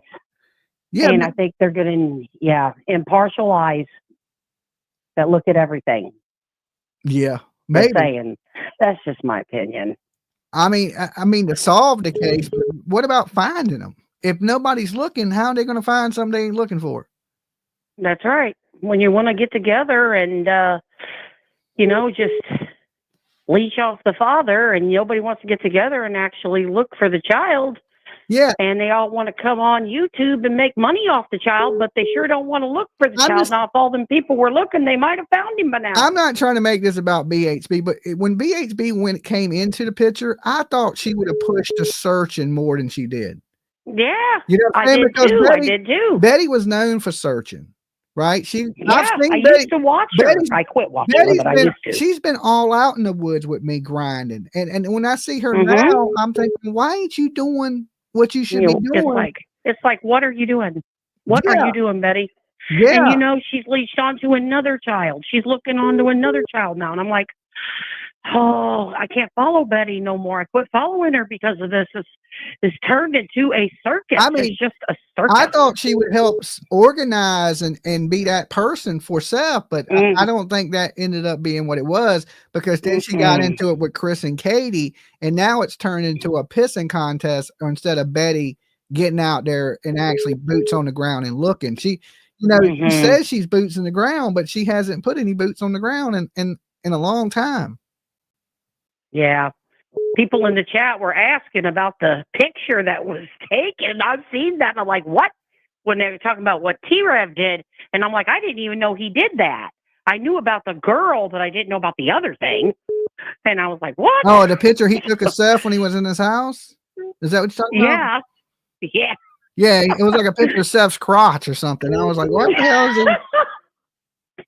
What is wrong with these people? I mean, I don't know. Oh, man, Dolly. I don't know what the hell was going on with their relationship. I'm just, I don't know, man. If I was in better shape and I didn't have a kid, that I got to, because I'm getting a hold of the hospital, and we're going to talk about some medical issues with me. And I'm trying to give her a kidney myself. Because I'm a mom. I know I'm a match. Yeah. And I'm trying to do that. So I don't know what the hospital is going to say. There's an appointment coming up May 1st. So I want to update you on that. And I wanted to tell you this. Remember when you shared Summer's story on your thing and you let me come on and talk about her and you showed her flyer? A few of your people reached out to me, and a few of them did call the hospital and are trying to give her a kidney. Oh, wow. So what you did on this show made a difference. I want you to know that. Okay. So, Dolly, what you're doing is good. What you're doing, I stay here because what you're doing is good. That's why what you're doing is good. What you're doing is real. And I want you to know that. So don't get discouraged. I know it's discouraging when you talk about these cases and you feel like no one's looking, but you do help as much as you can, and you do look for these kids. And I want you to know that. And so I wanted to call in and tell you that, and I'm going to get off here now so somebody else can get the chance to call in. Rita, stay blessed. All right, and I'll keep watching you. I hope everything goes good for you. Peace. Yeah, thank you. All right, bye, hon. Okay, for anybody that didn't know, Rita, her daughter Summer, needs a kidney. Okay, so they've been trying to find a match for her kidney and all that good stuff. So if you got an extra kidney, you got a spare. No joke. I'm just, but if you do, or somebody that goes to a good person, right? Rita's daughter needs a kidney. Summer, and she calls into the show, my other show, which I do, is Turtle Island, and she's a big fan of Turtle Island, right? She really likes dumpling. So I get to talk to Summer sometimes, and I'm praying to God everything goes good for little Summer. She seems like an awesome person. So prayers for them. And the world is a hard place. It's a hard place out here on a lot of people, and you got to be appreciative for what you got. you know, in this world, and how quickly something can be taken away from you, you know, and that's for everybody. And one thing is nobody's promised tomorrow. So we got to appreciate the time that we got together here now. And when you have one of these scares, you realize that I had my scare, right? Like I thought I was checking out. And so every moment after that, you appreciate just a little bit more, right? That you're blessed to wake up and to see a nice, beautiful day. Never take that for granted. All right. You know, no matter if you're 20 or you're 70, that age ain't got nothing to do with it. When it's your time, it's your time. All right. So let's pray for Sebastian that everything works out fine for him and some answers come along and this doesn't go on for years like some of these other cases have. Now, the same day Sebastian Rogers goes missing, another young child goes missing. That young child was Maddie Soto. Okay. Tragic story of the worst. And I got to give all kind of trigger warnings for this one. Trigger warning, trigger warning, trigger warning, trigger warning. This young little girl had been being molested from the time she was 8 till she was 13 years old by this monster in the middle picture you see here on my screen, Stephan Stearns. He looks like a creeper because he is a creeper. And, you know, he's making it out to be like he did not unalive Maddie Soto, that he discovered her. And since then, he has PTSD, right? Now, I don't believe a word that comes out of his mouth, but at the same time, I don't believe a word that comes out of the mother's mouth in this case either. Jen Soto. Jen Soto act like she had no clue that this was going on. And I believe, and this is just my opinion, she absolutely knew what was happening to her daughter. Not only did she know, but she was handing her daughter to this man on a silver platter, telling them to go sleep together in a room by herself. Why? She said she was worried about the Woody Allen effect. So, you know, Woody Allen, great P word. Okay. Y'all know that big word. YouTube don't like it, so we're not going to say it. But you know, that dude was a fucking creep. Woody Allen creep.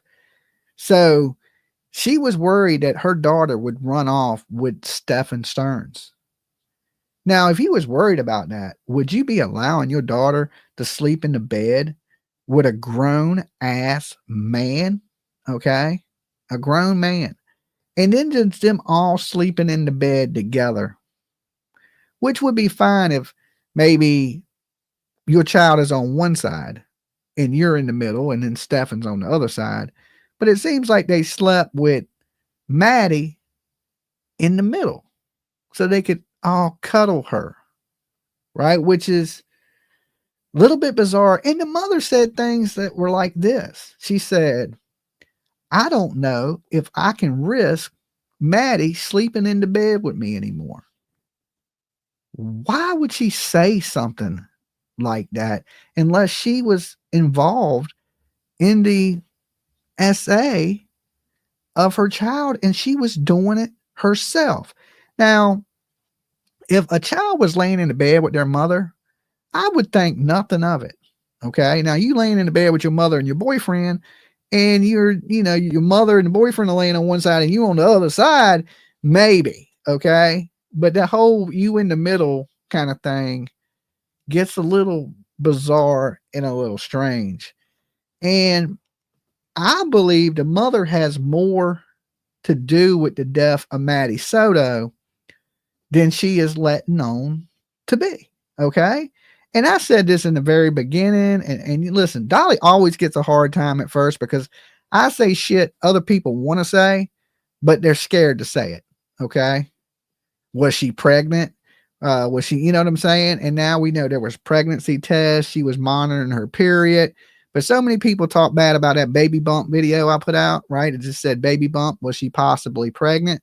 And now we know that it looks like they thought she may have been pregnant. Okay. At least Jen and Stephan Stearns.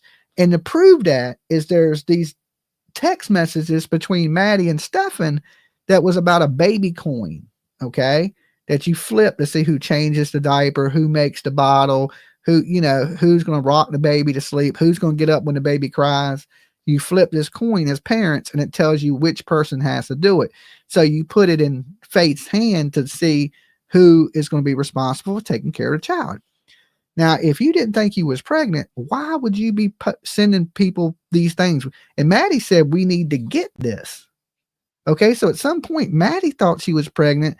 I believe Jen thought she was pregnant, and Stephan Stearns thought she was pregnant. Now, we don't know because, you know, he was only charged with 1 count of murder. But some people in Florida say this: if a baby cannot live outside the womb, then it's not murder. I have a hard time with that, you know, because I'm pro-life. So, you know, I only got 1 kid. Thank God. You know, I look at kids as a miracle. It's a gift from God, you know, and never had another kid. So just think if I'd have been like, okay, I don't want a baby, then I'd have never had a kid. So especially at my age, I doubt I mean, there's some dudes that be spitting out kids at like 80. I just don't know if that's going to be me. Right. But I doubt it. So I got 1 kid and I'm happy with that. Right. I'm happy because I couldn't afford 2. You just seen the kid like, oh, the concert ticket ain't more than $1,000. Right. Good Lord. Good Lord. I'm going to join a Korean pop band. The next thing I know, I'm going to start learning, Cantonese and dancing. I'm in the wrong business. Okay. Them kids are making some damn money. Okay. $1,000 a ticket. I can go see Jelly Roll 5 times. Right. You can go see Madonna cheaper than that. Good Lord. So I believe that the mother knew exactly what was happening, not to get off topic. And not only that, but, you know, Stephan Stearns threw one of the shoes away that belonged to Maddie. So she was barefoot. The other shoe was in her mother's room. Now, how the hell did that shoe get in her mother's room? Because I believe whatever happened to Maddie happened in her mother's room. I believe when they thought she was pregnant, they thought this was going to come, somebody was going to find out, and they were all going to go to prison. I'm trying to look for a motive in this because listen, he was SAing her at 8, he was SAing her at 9, he was SAing her at 10, he was SAing her at 11, he was SAing her at 12, he was SAing her at 13. Well, all of a sudden did he go, well, this is the cutoff date. Now, some people would say, well, some of these monsters only like certain ages. I believe, or some people believe that Maddie may have bucked and it wasn't, you know, when it said she was going to tell. But I don't think that's the case because Maddie believed she was in a relationship with this man. Truly believed it. They were going to have a kid together. They were looking at children's stuff together. But he knew, Maddie was too young to understand. But he knew that this was going to come out and he was going to go to prison. Jen knew this was going to come out and she was going to go to prison. I believe they conspired together to hurt Maddie Soto. And that's why in the beginning she wasn't upset. That's why when she described what she was wearing, she described what her kid was wearing wrong. She said she seen the kid that morning and she never did. She had so many inconsistent statements in the beginning. We took him to school. We did this. We did that. But there was no we. It was only him driving around in a car with Maddie unalived in the front seat, buckled up. Okay. Can you imagine that? You know, people are probably, he's pulling up to people at the red light. You look over, you see a little girl sleeping in the car. That little girl wasn't sleeping. This monster was driving around with a dead little girl in his car. Like it was nothing, all over town. And then when the mother finds out that her child is being SA'd, she don't believe it. She wants to see pictures of it. Okay. She wants to see the pictures. And then after He knows her child has been SA'd by this man. She says, I don't believe he would hurt her. Well, woman, don't you think SA and your child is hurting her? Don't you think that was hurting that little small child? I think most definitely you knew he was hurting her. You were hurting her. And to say that, and then after she told the police, can I have some time to think about prosecuting him or not? Woman, they don't need you to prosecute. Okay. They don't even need you, right? They were just saying that to you, right? To see what you would say. The state picks charges up like that. They don't even need you, right? To prosecute. He's getting prosecuted either way, right? They don't need you to go, yeah, I want him prosecuted. It don't matter what you say. He's getting charged with that stuff. And she wanted time to think about it, right? She lied to the police, said she didn't know his number while she was texting him. And then when she leaves there after knowing he SA'd her daughter, she calls his father and tells his father to get him a lawyer, to get him a damn lawyer. Dang, Dolly, calling time. Check 1, 2, 3. Hold on. Let me get through what I'm saying. They give this lady immunity, okay, to testify against Stephan Stearns. They have him on video throwing her stuff away. They have him on video driving around with her body in the car. Okay. They have 60 images and thousands of child pornography images, right? They don't need her. I could truly didn't believe they didn't need her. He's going to prison for the rest of his life, no matter what. Okay. He's never getting out. Never, ever, ever. And in his delusional mind, he thinks he's getting out. He thinks he's getting out, and he's not. Even just the pictures alone is enough to put him in prison for the rest of his life and never get out without the possibility of parole.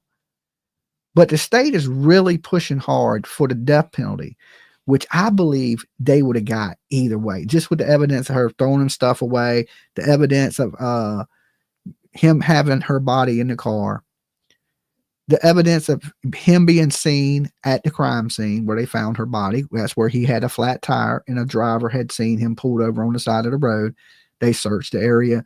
Of course, he threw Maddie away like a piece of trash. She was just thrown on the ground underneath some brush, some trees. So, and this happened all on the same day that, Sebastian Rogers went missing, both the same day.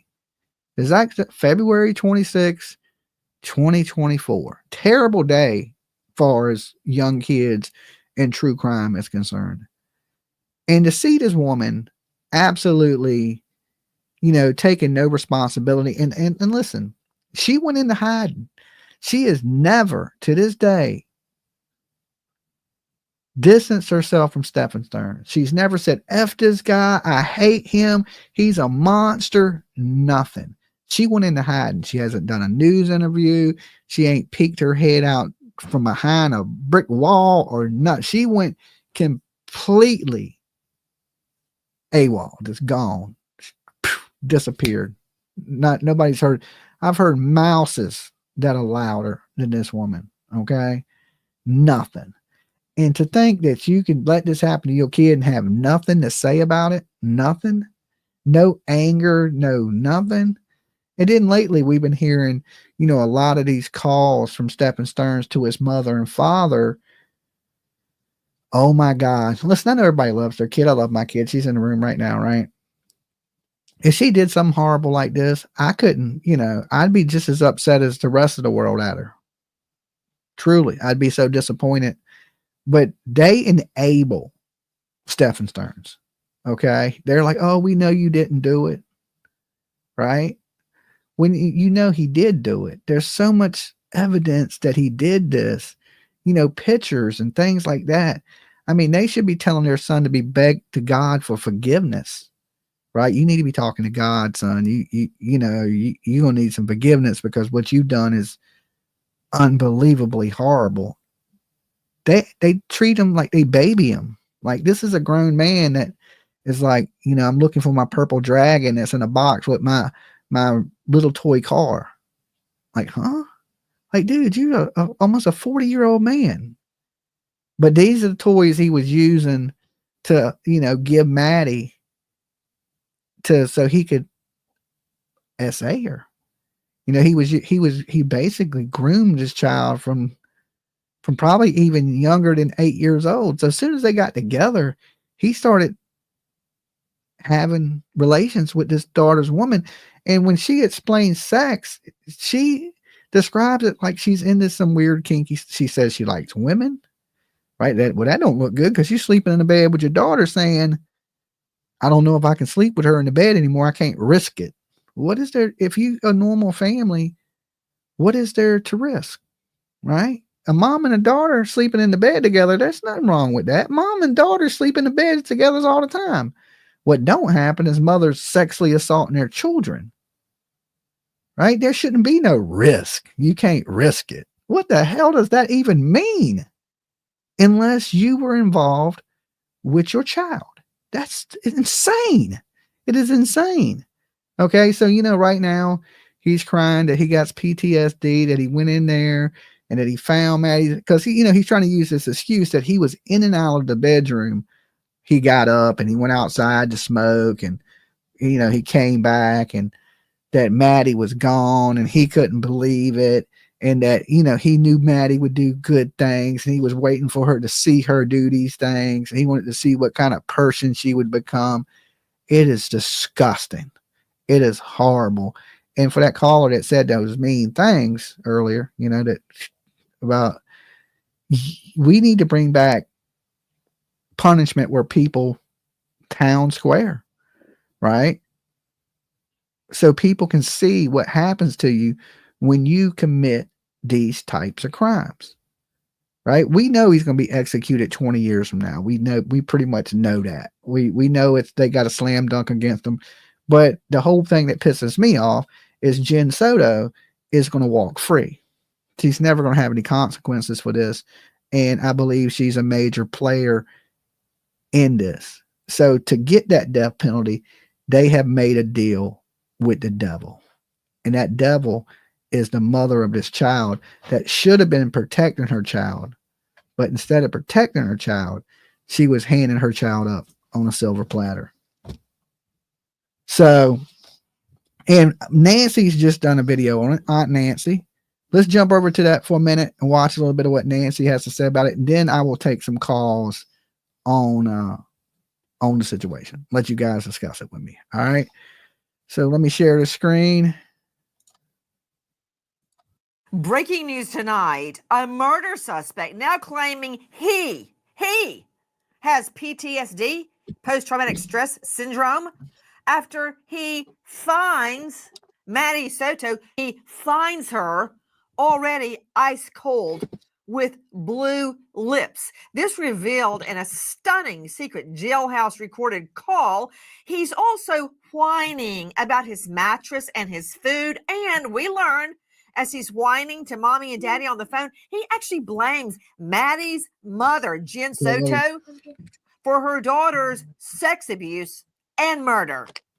Good evening. I'm Nancy Grace. This is Crime Stories. Thank you for being with us. You're welcome, Nancy. Mess with me, honestly. This place is filthy and unsanitary. One little thin, scratchy wool blanket, surrounded by crazies all the time.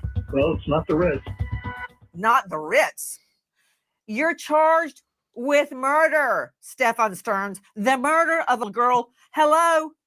I know you're watching the jail. You gotta love Nancy. Look how big her eyes get. It's her face. You know what gets me with Nancy is her facial expressions, right? That's what I love about Nancy. So she's just like she cannot believe this shit, right? I feel the same way though. I'm like, oh my God.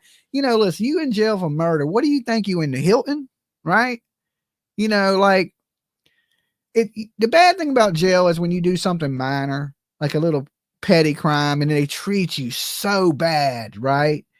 I think, these murderers and violent offenders, yeah, they should be treated bad. But the rest of the people in jail that are in jail for minor things like, I don't know, shoplifting or not paying their child support, I don't think they should be treated so badly. Okay. But these people that are in there for murder and things like that, and you hear this dude complaining, oh, I'm sleeping on this little mat. Dude, you're lucky. You should be in the ground. You should be 6 feet under in a coffin right now. You're lucky that you're alive. shoplifting and child support is pretty seriously. Yeah, it's serious, but it's a non-violent offense. I think non-violent criminals should be treated different than violent criminals, Tiffany. And I think a lot of people, even maybe in this room, would agree with that. Maybe not. Maybe everybody thinks everybody should treat it the same. But if you in there for stealing, I don't think you should be sleeping next to a murderer, okay, or a rapist or something like that. It's the crimes. That's why there's misdemeanor crimes and there's felony crimes, because they're two different things. One is petty and one is major, so I don't think petty criminals should be around violent offenders. I just don't. It don't make for a safe living, and you want to rehabilitate people. You don't want to make people worse, right? So I think that's why that shouldn't occur like that in jails and prisons and things like that. Now we got 1,242 people in the room with us right now. I'm going to need a favor from you guys, okay? So the algorithm helps this video, brings awareness to these missing people and to these stories. I need you guys to hit the damn like on the video. And yes, I'm looking right at you, right there. I'm talking to you. Hit that like button for me. And then once you do that, I want you to shout out in the chat room what number like you was. Like I see 737 right there, and where you're watching from. So tell me what like number you were and where you're watching my ugly ass face from. All right, we'll take it a second. Time to represent your city, your town, your hood. But make sure you like the video. It helps bring awareness. It gets this video out there. The more people see it, I'm in your yard. Are you in my yard for real? Share this video on your Facebook, on one of your, X or Instagram or wherever the hell you can share these videos at. I see Hendersonville, Tennessee's in the house with us tonight. I left my DNA, North Carolina. I see 744 on the likes. Oklahoma City's with us. More Oklahoma, North Carolina. Missouri's in the house. East Oregon's with us. MS. Okay. Los Angeles is in the house tonight. Milwaukee, California. Hello, sweet smart peeps. Please get the likes to 1,000. Dolly Vision says short legs. Florida's with us. Hey, Honeycomb, good to see you. 52761. All right. North Carolina's with us. We got the Carolinas in the house. All right. We got more Folsom Prison, California. I hope you ain't in the prison, Shelly. Loveland. More Cali, Australia's in the house with us. Minneapolis, Indiana, Ed, Australia. Yeah, we got international viewers. I'm global, okay? Dolly Global up in here. Delaware's in the house. Oklahoma City, Oklahoma, New Jersey, South Carolina, Europe is with us. More Missouri, Mississippi, Florida, Ohio, OH, okay? New York State, $25. We got Texas, Georgia, Washington State, Canada, A. I always say A. I don't know why. I had a buddy from Canada. He would say A after everything you said. What you doing, A? STL, Arizona, Vermont, Michigan. Spider's too big. I don't wish. All right, so let's get back to it. More Tennessee. House TV. On your phone, according to police, thousands of images of Maddie Soto were found, naked, being, and more. Okay, that's you. And now you're complaining about your mattress? Going so far as to give the jail a 1-star review on Yelp? What are you thinking? You can give that's a whole different subject right there. You can give the jail a review on Yelp. Okay. I think, 5 stars is great for a restaurant, but if you're a jail, it should all be 1 star. Okay. 1 star. I didn't even know you could do that. How does he have access to Yelp? Well, in jail these days, Tiffany, they have little tablets and things like that. He gave the jail 1 star on Yelp. You can't make this shit up. Hey, I say that too about Canadians too, Dolly. Oh, okay. I didn't even know they had jails on Yelp. I've never gave a Yelp review. Okay, I've never done that. What jail is he in? I gotta Google. He is in. I know he's in Florida. What part of Kissimmee? I believe he's in Kissimmee, in Florida. Okay, look it up, Tiff. See if you can find a Google it and see if you can find it on Yelp. Okay, if anybody finds us, let us know in the chat room. We're gonna rate him 5-star. Okay, for housing this monster. I agree, Mab. No internet for inmates. I would say that's the case for violent offenders, right? Violent offenders, rapists, killers, murderers, robbers, anything violent, you shouldn't have internet access. Oh my God, I know Kissimmee, Florida, right next to Disney. Yeah, because he worked at Disney. Both of them did at one point. Jen and Stephan Stearns worked at Disney. The stories are changing, and all I can say is thank you, heaven, for technology, or I would never be able to hear what Stephan Stearns is claiming. For instance, that his girlfriend, Jen Soto, she's the one to blame for little Maddie's and sex abuse and so much more. And he's now saying, wait for it, that he found Maddie's body ice cold, her lips blue. Listen. Just seeing her pale. Okay, he's in Osceola County Jail. I think I said that right. Osceola, is that how you say it? Osceola County Jail. So I guess they're on Yelp. Or maybe he was bullshitting. I don't know. Face and blue lips and how ice cold she was, and it's crazy. I was going to stay with you. Yeah, yeah, I remember seeing my brother when he had passed away, and that's the last thing I remember seeing of him. And so. Yeah, it's just, you can tell. Yes, you can. My dad, yeah. It's just, when they're gone, really, truly gone. Osceola. It's nothing you can do. There's no coming back. Yeah. Well, you could get the death penalty. Osceola. Whoa.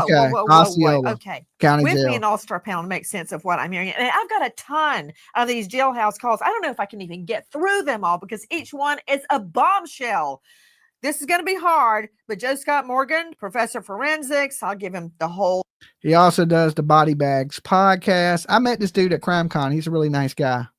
Intro in a moment, but just one word. What was this girl's COD, cause of death? One word. Yeah, it was strangulation, Nancy, up close and personal, with his hands wrapped around her neck. Shannon Butler joining me, investigative reporter, WFTV Channel 9 in this jurisdiction in Florida. Shannon, there's so much in these jailhouse calls, and I cannot wait for them to be played in front of a jury, from giving the jailhouse a 1-star review on Yelp for their food and mattress, whining about the lights. It goes on and on, blaming Jen Soto, Maddie's mother, for her sex abuse and murder. But now, and I find more probative, Shannon, he's giving. I seen Nancy one time have some terrible experts, right? She's like, these are expert guest panel members. And then she said one time, like, where did they find these experts, right? She will you say something crazy on Nancy's show, she will flip the script on you and just talk about how bad you are. I cannot find a Yelp review. Well, maybe he made that up, telling his parents I gave him a 1-star, so maybe there's no Yelp for the jail. I've never heard of jails being on Yelp, but then again, I've never gave a Yelp review. He joked about leaving a Yelp review. He did that. He did actually do it. I don't think he actually did it. Okay. I think that's what that Shells is meaning. Say he didn't actually do it. She will tear you up on her panel. Yeah. I mean, it depends. If you're giving factual information or good information, she's right there with you. But if you say something stupid or, you try to defend, Nancy does not like you defending people. Okay. So if you defend somebody, if you made it to Nancy's show, she already thinks you're guilty. Okay. Just let's be honest. Nancy, she's like me. You're guilty to proven innocent. Okay. Same way I am. I'm suspicious of you from the jump. She, in the beginning, I tell people I used to be scared of Nancy because she was so angry all the time. I didn't understand her. She just scared me. She was like a screaming mad woman. And I didn't get it until I got into true crime. And then I understood that a lot of her anger is passion, like, because she's seen so much, and now I understand Nancy. In the beginning, I truly didn't understand Nancy. I just thought she was a crazy ass fucking woman. Now I love Nancy to death. I get her passion, I get her anger, and all the things she has to deal with. More stories about how Maddie was killed. And the reason I went to Joe Scott Morgan, for Pete's sake, he's a death investigator, 1,000 cases under his belt, is because you hear him on the Jailhouse Call stating that when you find them that way, that's really going to stay with you. When you find them that way. And they compare, the mom and dad compare Maddie's murder to an elderly uncle or brother passing away, from old age?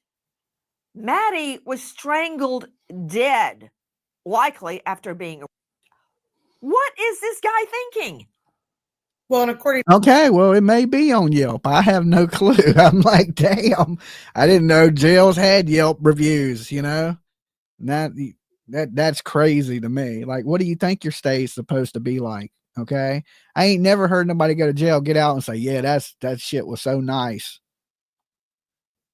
to him, he knew that, right? Because he also says on these calls that he had seen her autopsy. But what he could not explain, even to his parents when they tried to ask some questions, was what happened between 11 p.m. when she supposedly went upstairs with him in that bedroom and what happened at dawn, where he now says he found her. So the parents kind of asked, well, what happened? He's like, I don't know. I just came back in the room. I can't sleep at night. So she started with me in the room. Then I got up and walked around the house because, I can never sleep. And when I came back, that's how I found her. Could not explain all of those hours before he now says he found her body. Which a refresher. I didn't want to see him nutshell, shirtless.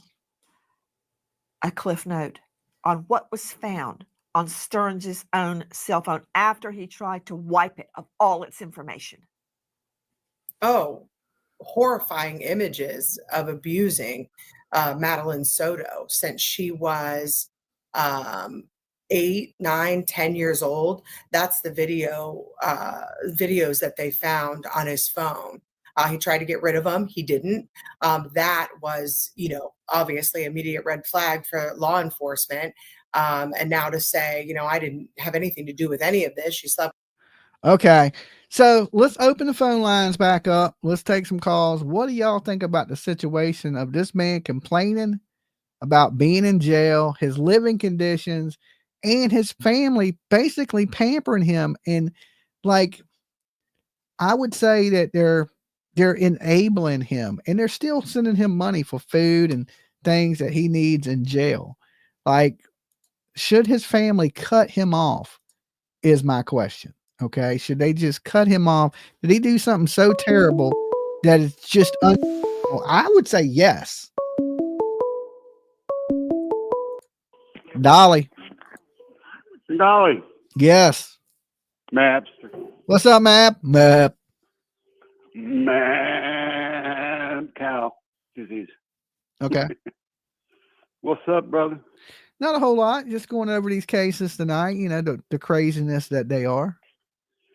This piece of shit is one of the lowest forms of life on this planet. I agree with you. Groom a freaking kid from 7 to 8 years old. And who knows when he started, violating this poor kid. Yeah. I mean, I think when they find him guilty, they should take him right out back and execute him. You should go to Gitmo. Oh, yeah. There you go. Send him to Guantanamo Bay. Or we could pay Venezuela a few bucks to keep him over there with the Trendeaguas. Yeah, I mean, I don't think prison stay when you're a violent criminal like this should be a walk in the park, Hell no. No internet, no browsing, looking at little kids on the freaking iPad, What the Yeah, hell? I mean, if you're in there with internet, how do we know you're not over there looking at kids on the playground? You know what I'm saying? It's weird. Yeah. He basically treated that poor little girl like a blow up sex doll. I hate to say it like that, Yeah. but he treated her like that, and then just did what he did, and just chucked her like garbage. Let me answer this for my kid. She says, "What's a TBI? Tennessee Bureau of Investigation, or TBI could be traumatic brain injury." Okay. Yeah, that's what you got, Tiff. I'm just kidding. Yeah, that's what I got. A traumatic brain That's what I injury. got too. Okay. But TBI is also the Tennessee Bureau of Investigation. It could be either or. And I think we need to get this 20-year bullshit. 20 years on death row. Come on, man. We know. I this say, guy. you get your one appeal. I say they should execute you within 3 years. I was thinking 6 months, man. 6 months, yeah. I mean, that's a little quick. Everybody got a right to a speedy trial. Right. That is true. I would say, within 3 years after you've been sentenced to death, you get one appeal, and if that appeal don't work out, you're executed. Very most, especially they should have some kind of a scale of evidence. I mean, we got this guy has a death penalty just for what's on his phone. No, he don't face a death No? penalty. Life in prison for what's on his phone. So the offing of the poor little girl makes him eligible for the death penalty. Yeah, that's why they're going so hard for that, and I think that's why they want Jen so bad to testify, because they're sure that that'll get him the death penalty. But I think he would have got the death penalty. I don't think they either. need Jen Soto for shit. I think I don't she needs either. to be right beside him in there. I agree. I think she should be right beside him also. That. I mean, that four-eyed, mentally out there woman full of drugs just went through life ignoring the fact that her little girl was being violated and gone through literal hell right in the same house for all those years. Yeah. Unbelievable, Dolly. I agree. When I see it, it blows my mind. I'm just like, that the world is crazy. Like, what do you do? If that were to happen in the neighborhood I grew up in, it wouldn't have been no court. It would have just been found like floating in the creek or something, Yeah. I mean, they handled things a little differently back then. I mean, now criminals have more rights than their victims these days. Exactly. And that's where if I got a concealed carry legal, right, just like PJ. And if I was, pulled up to Harbor Freight or something, somebody came out and pointed a gun right in my face and was going to jack my car, and I shot him, I would be screwed. I'd be in jail. It'd be like years of court, millions of dollars, and it's like, how can you defend yourself these days? They make it harder to defend yourself, and then they got these safe havens where gun-free zones where you can't have guns. But a criminal, I think they're doing away with that. A criminal don't damn about none of that, and the criminal don't care about gun laws. Nope. The only thing gun laws prevent is good people having a hard time to protect yourself. That's how I look at it. Because a criminal, they don't follow the law at all. Why are they going to follow your gun law? They ain't gonna follow shit. Yeah, so it just makes it harder for honest people to protect themselves. I hope I never have to do it, but some dude was road raging me today, and I just kind of, let it. I backed out, even though I wanted to engage. Yeah, that's the best thing, because you don't know how crazy somebody is, and you don't know what. This dude was like driving next to a car doing 50 miles an hour just to make sure I couldn't pass. And then the 3 lanes came up, and then he sped up to 90. I caught him and then just waved. Anyway. Yeah. We'll let you get to the next caller, brother. All right. Peace. Peace. All right, this one thing that gets me related to this: if you give someone CPR, they can sue you. Yeah, because giving somebody I think there's a law in Virginia you can't now sue somebody that gives you CPR. You're protected under life-saving measurements, like because you got these ribs. Dolly, Hey, Dolly, it's Sunshine and Shadows. hey, Sunshine and Shadows, what's going on? Just listening to you. Oh, okay, all right. Now I'm just listening to you.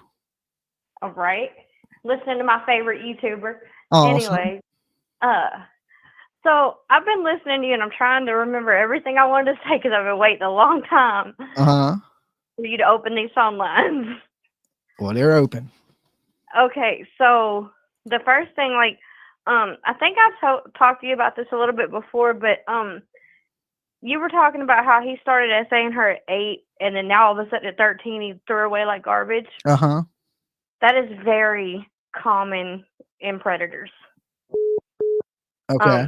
Because he wanted her when she was a little girl, little helpless child, and then now all of a sudden she's a teenager. She's hitting puberty. She's liking boys at school, possibly. He don't want that. He wants someone easier to control. Yeah. And you may be right. So I mean that fits in. Now he's talking about he's flipping on Jen, and he's telling all this stuff that he found her and he just covered it up. I've been saying all along I think Jen hurt that child. I mean, I wouldn't doubt it. I wouldn't disagree with you. I think she has more involvement in it than what's being led to believe myself. But also, like, now, like, I don't think I really knew the cause of death before now. And now hearing that she was strangled, you know, I'm just wondering either A, did he really find her and did Jen hurt her? And he just covered it up to cover his own tail so that Jen wouldn't snitch on him about the essay? Or because they were like when they first did their first interview, they were looking at each other a lot, like, you know, he's over deleting stuff off his phone, and it's like they were what mother don't go to her child's birthday party too? It was like it seems like she was mad at her or something that, you know, I think. Definitely. I mean, my parents would call in sick for my birthday if they had to. If the doctor if the boss wouldn't let them off, they'd be like, okay, all right, Saturday come, I'm sick. Yeah. I mean, or at least plan. I mean, your schedule is put out a week or two in advance, possibly, for work and stuff. I guess it depends what you do. You know, why would you not plan around your schedule? Yeah. But anyways, the other thing that I wanted to talk about was, you know, with him saying it's, you know, all that, and then the strangulation, I was wondering, since he's been having sexual contact with Maddie, did they get kinky and he went too far and it was an accident? I don't think so. I mean, I don't know. You know, it's not okay because you were having sexual actions with a child. Yeah, I wouldn't see a child wanting that to be happening to him. You would need a freaky chick to be wanting that type of stuff. You know what I'm saying? Oh, no, I mean, if he's been teaching her since she was 8 years old that this is normal, he's probably been teaching it, you know, and this was just from another follower. That's terrible to even think about. Like, wow, just like that is just fucking disgusting. You know? It is, but unfortunately, it happened. It's out there. It's yeah, like, you know, yeah. They could tell her anything. They're like, oh, it'll make it more intense, or oh, you might like it, you know, whatever. And then you know, when you groom a child, at first they think it's just like a game or something. Then it's normal to them. Yeah, like their mind is so warped at this point that after 4 or 5 years, Maddie thought that man hung the moon. Yeah, I think she thought she was in a relationship with him too, just by their text messages. And I mean, from what I've heard and seen and read and stuff, I think that she would have done anything he asked her to do because she was in love with him. Yeah. Misguidedly as it was. Mm-hmm. She thought that this was love. What is it? She didn't Stockholm syndrome? Where you fall in love with your abuser?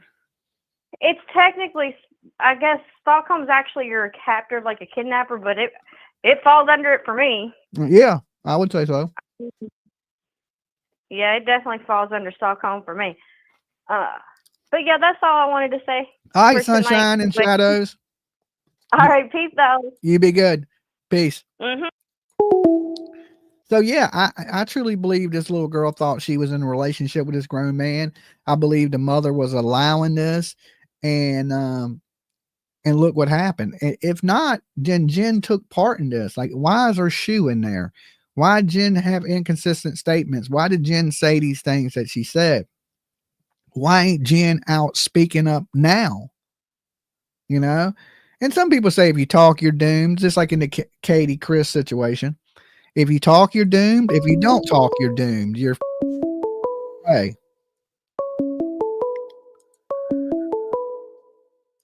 Dolly.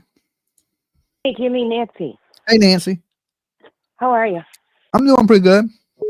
Okay, good. You know what? I really think it's about money because Jen had a Botox appointment for the day after, right? Yeah. Okay. Well, I don't think you called that morning. I think it was planned.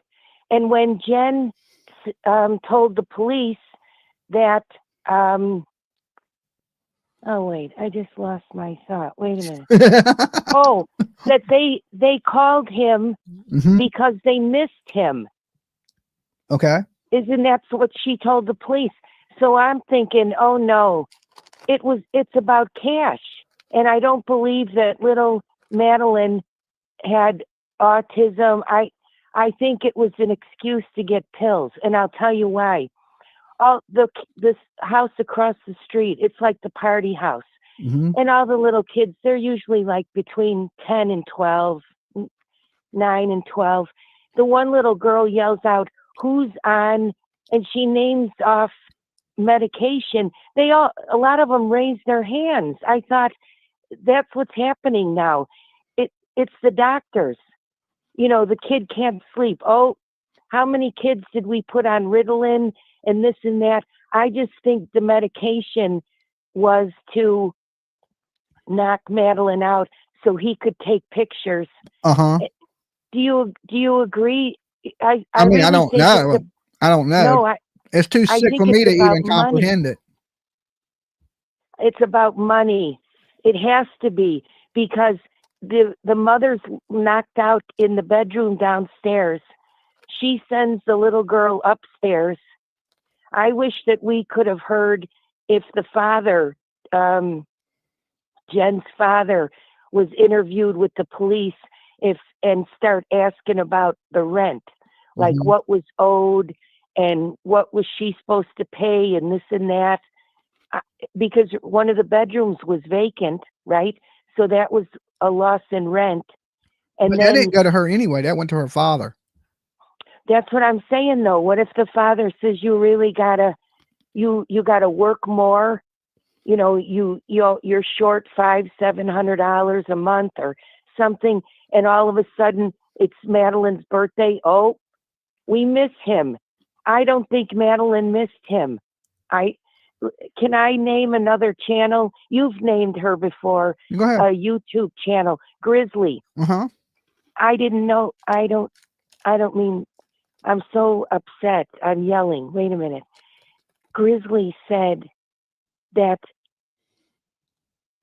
I don't remember if she said the idiot, Stephan, or if they both told Madeline she couldn't use her phone unless she put something in her mouth. Yeah, he was taking her phone from her. That is true. That he was using her phone as leverage, blackmail, right? For her to perform sexual favors on him. Right. When I heard that, I couldn't believe it. How did we find that out? It wasn't. I don't know how they found that out, but that's been out for a while. I never heard it. I never heard that. So, you know, I don't know. The mother, to me, she's worse than him because I say the same thing. I just think that it came down to money, and the mother's definitely a narcissist because believe me, Jim, I grew up with a narcissist and they don't feel anything for another person. That's my opinion. Soto, that Jennifer, she didn't care what was going on with Madeline. It was, you know, you got to get something for something. But wait, I'll let you go. I just got to say this. I wish Grizzly says this all the time in her accent. Well, I only heard it once. But if you could clip it where when his body makes me sick, he's young to have a flabby ass body like that. Mm-hmm. But maybe medication makes your muscles deteriorate. I don't know. But Grizzly was saying it when I watched her that when they're going to strip him down, you know, and arrest him, mm-hmm. and the cop says to him, if he gets squirrely, if you get squirrely, man, you're going to eat carpet. I wish you could clip that and use it on your show. Okay, I'll see what I can do. Don't you find that funny? Yeah, if you get squirrely. You got to laugh because when I heard that about the phone and they're telling her that she can't use her phone unless she did that, you want to punch the wall. That made me so sick. Anyway, Jimmy, thanks so much for taking my call. You be good. Stay safe. You too. All right. Bye-bye. Tiff says, I know this man is not eating Oreos. I am eating Oreos, but look, I'm cutting back. These are the thins. Okay. They're the thin ones. So 2 of them probably equal 1 Oreo. All right. So I'm not eating the full size Oreos. I'm eating the little thin Oreos. And I'm good. Okay. I know everybody's my healthcare professional out here and say I shouldn't eat this and I should eat this and blah, blah, blah, blah, blah. I'm eating my damn Oreo. Okay.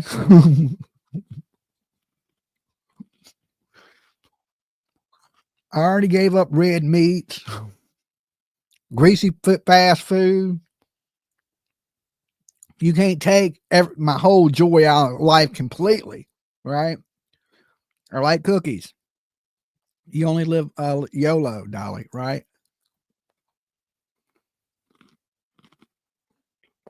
I'm sure the 5 Oreos I ate is not going to kill me, okay? I hope not. Anyway.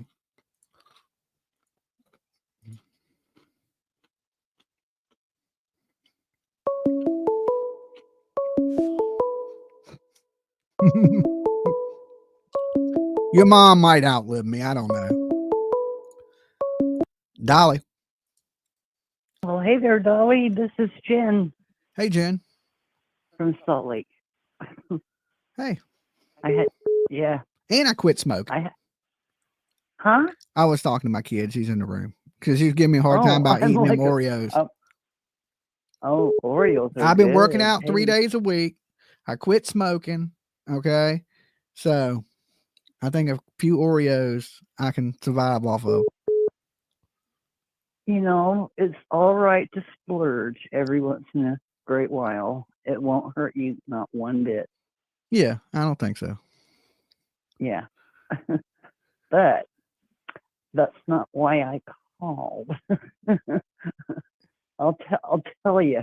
Okay. This guy, this perverted predator, you know, if he was back in the olden days, there were very special tortures for people like him.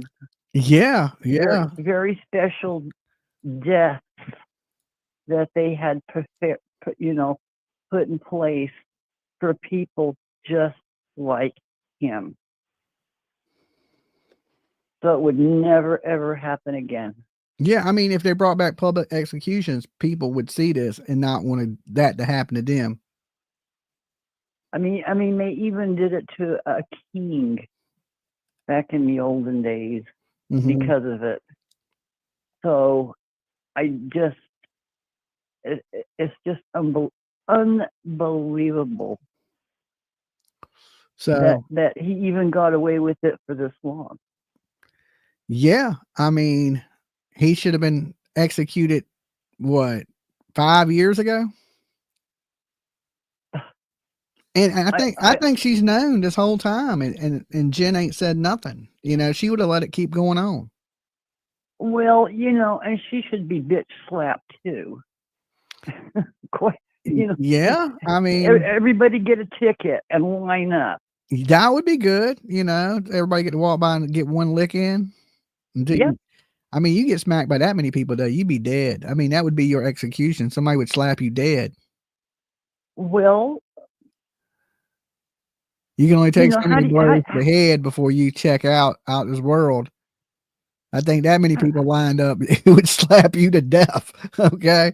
That should be a way of dying. We got the firing squad, the electric chair, the gas chamber, lethal ejection, and slapping people to death. That would be a good one. Well, how do you think the daughter felt all those years? Terrible. I mean, don't you think she probably died inside every day? Yeah, or she didn't quite understand what was going on and thought it was normal. And then, she thinks she's in a relationship with this man and really he's abusing her and she don't realize she's being abused. Is that why she wanted to go live in the woods? I think, yeah, that's a good, rebuttal to that. That at some point she was unhappy. Very. Very. I think, the girl was smarter than her age. She actually, had to grow up real quick. Yeah. So, she knew what was going on. I agree. That's why she wanted to run away. That's why she wanted to run away. Yeah, she wanted to live in the woods when she was 13. That's the weirdest thing I ever heard any 13-year-old little girl say. I want to go live in the woods. I mean, she must have been in some horrible pain herself. So that's what I mean. Back then they had special tortures. Yeah. Well, they need to bring them back. Yes. Well, especially for people like this, so they're never around again. They never ever get a chance to be on parole or probation or whatever, to keep repeating the same thing. Let me answer this question real quick for Capital Productions. It says, Dolly, do you think that was John O'Keefe's brother that called you last night? No, I don't think that was John O'Keefe's brother. I don't. Do you never know, though, but I doubt it was his brother. But definitely somebody that was really informed in the Karen Reed case. And that's not the first time he's called. He's called a few different times. And he usually don't give his name. And he usually knows what he's talking about, too. So he's following whoever it is. They're following the case really heavily. Okay. Sorry. Oh, that's all right. I'm kind of following it too. Mm-hmm.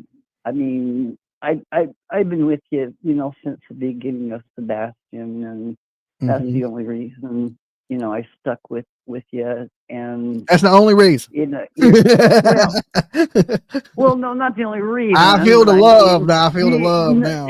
No, the thing of it is, you make it more interesting, and you give it, different points of view. Uh-huh. When you're not, like I said, these okay, good rebound. It's just, these other people are just doing nothing but, totally bitching at each other or about each other, It happens. It happens. Well, I saw your thing on the T-Rev last night, and I thought, oh no, let's not go there. We know what he is. He's an easy target. He's easy work. Okay. But I call him free money. Free money. yeah. But this guy has definitely got to go. Uh-huh. You know, I mean, I mean, just looking at him makes me sick. He is kind of nauseous looking. I agree with that one. What? Isn't there a symbol or something that you can use instead of his picture or something? I mean, I don't know. I don't know what symbols these monsters use. I think it's a little slice of pizza or something. I'm not quite sure. I know they have their own little ways of communicating, but or just put Jen up there instead, because I would rather. This is bad. Or not Jen. Maddie. Just Maddie. Yeah, I can deal with that. When you put one of these two up there, it is a little disheartening, I guess is the word I'm looking for. All right. Well, look, you be good. You stay safe. And I'll talk to you next time. Thank you. All right. All right. Bye-bye. Peace. Okay. So I've been trying to touch about an hour on each subject, and I think we've done that. We've kind of covered the Sebastian stuff. We've kind of went over the Jen, Stephan Stern situation. That leaves us with the rock star, Karen Reed. Okay. This woman thinks she's Bon Jovi. Okay. This woman right here thinks she is Bon Jovi. Now, look, I want to apologize to my viewers because I had a live stream set up today at 11. Right. And Karen Reed usually has motion hearings at 9 o'clock, and they usually last a couple hours. So I was going to sit up and do the motion hearing with you guys this morning. But for some reason, her motion hearing wasn't until 11. All right. And by the time 11 hit, I needed to go to sleep. Dolly needed some sleep. So I was just like, well, I'm going to bed. So for all you guys that stuck by my stream this morning and it never went live, is because I was sleeping. I was in dream world. Okay. Let me tell you, I definitely was not dreaming about Karen Reed. Okay. For some reason, I dreamed I had a pet lion. It was the weirdest thing, right? And it kept eating people and trying to eat me. And then I wanted to get rid of it, right? Like, so I was trying to give this lion away, but it was like a liger. It was like a mixture between a lion and a tiger. And it kept biting me, but not like hard, but just like nipping at me in my dream. I don't know. Maybe there's some people out here to tell you what your dreams mean. Okay. But then it would try to eat other people. And then I thought the lion tiger was too dangerous to have. So I was trying to give it away. Okay. Like I was in my dream, I was calling around the zoos, trying to find somebody that would take this liger. And it was the weirdest shit. It was the weirdest dream ever. Right. So Karen Bon Jovi Reed. Okay. That's what we will call her. So they had motion hearings today. And I guess it was a little bit of a win for Karen Reed, a little tiny bit, because, they were trying to get, her lawyers put on the stand because, they were saying they violated their lawyer client confidentiality thing by, plotting to harass these witnesses and stuff like that. And for anybody that don't know, that I guess it was a loss for Karen Reed's people too, because they expanded the bumper zone. Okay. And if you guys don't know what the bumper zone is, it's how close Karen Reed supporters can get to the courthouse. So I was looking at the image, PJ had showed it to me earlier, of how far you had to be away from the courthouse. Oh my God, they cannot be anywhere near the courthouse. It's so big, right? I'm thinking to myself, damn, right? You're going to be holding a free Karen Reed sign a mile down the road. You are not getting near that courthouse. The jury's not going to hear the people out there screaming free Karen Reed in this one. They are not playing. I've been telling people, in a retrial, 85% of the time you are convicted. And a lot of, Karen Reed supporters, they don't want to hear that. They think Karen Reed's innocent and she didn't do it.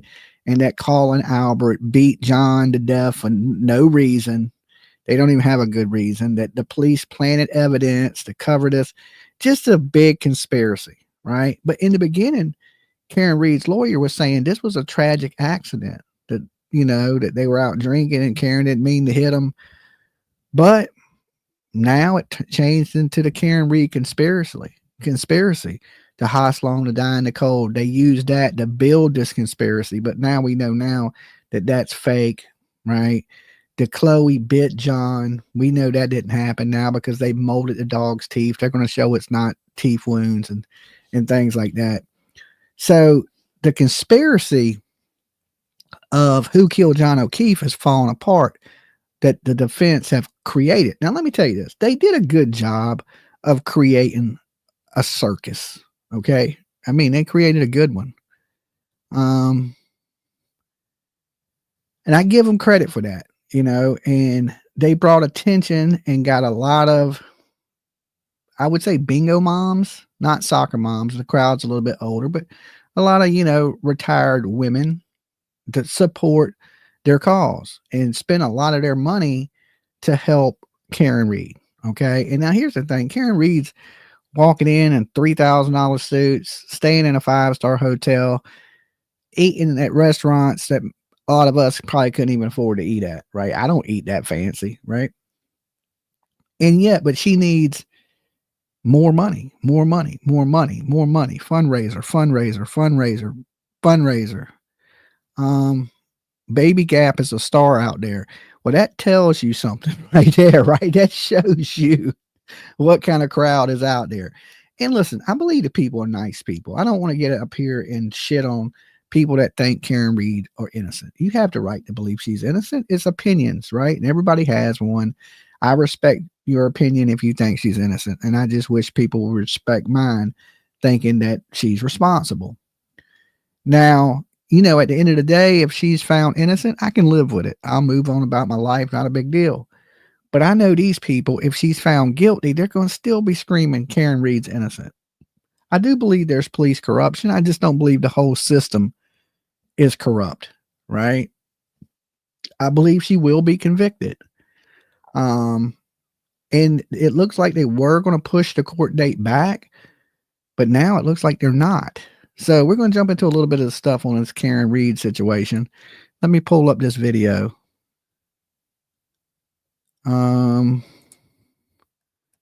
Let's see. The judge in the Karen Reed case. All right, let me back this up. Let me pull this over here. Now, we're not going to watch the whole court hearing because that would take too long tonight, but we're just going to get the highlights of what went down today since I was sleeping and didn't get a chance to cover it with you guys. Let's share the screen with you.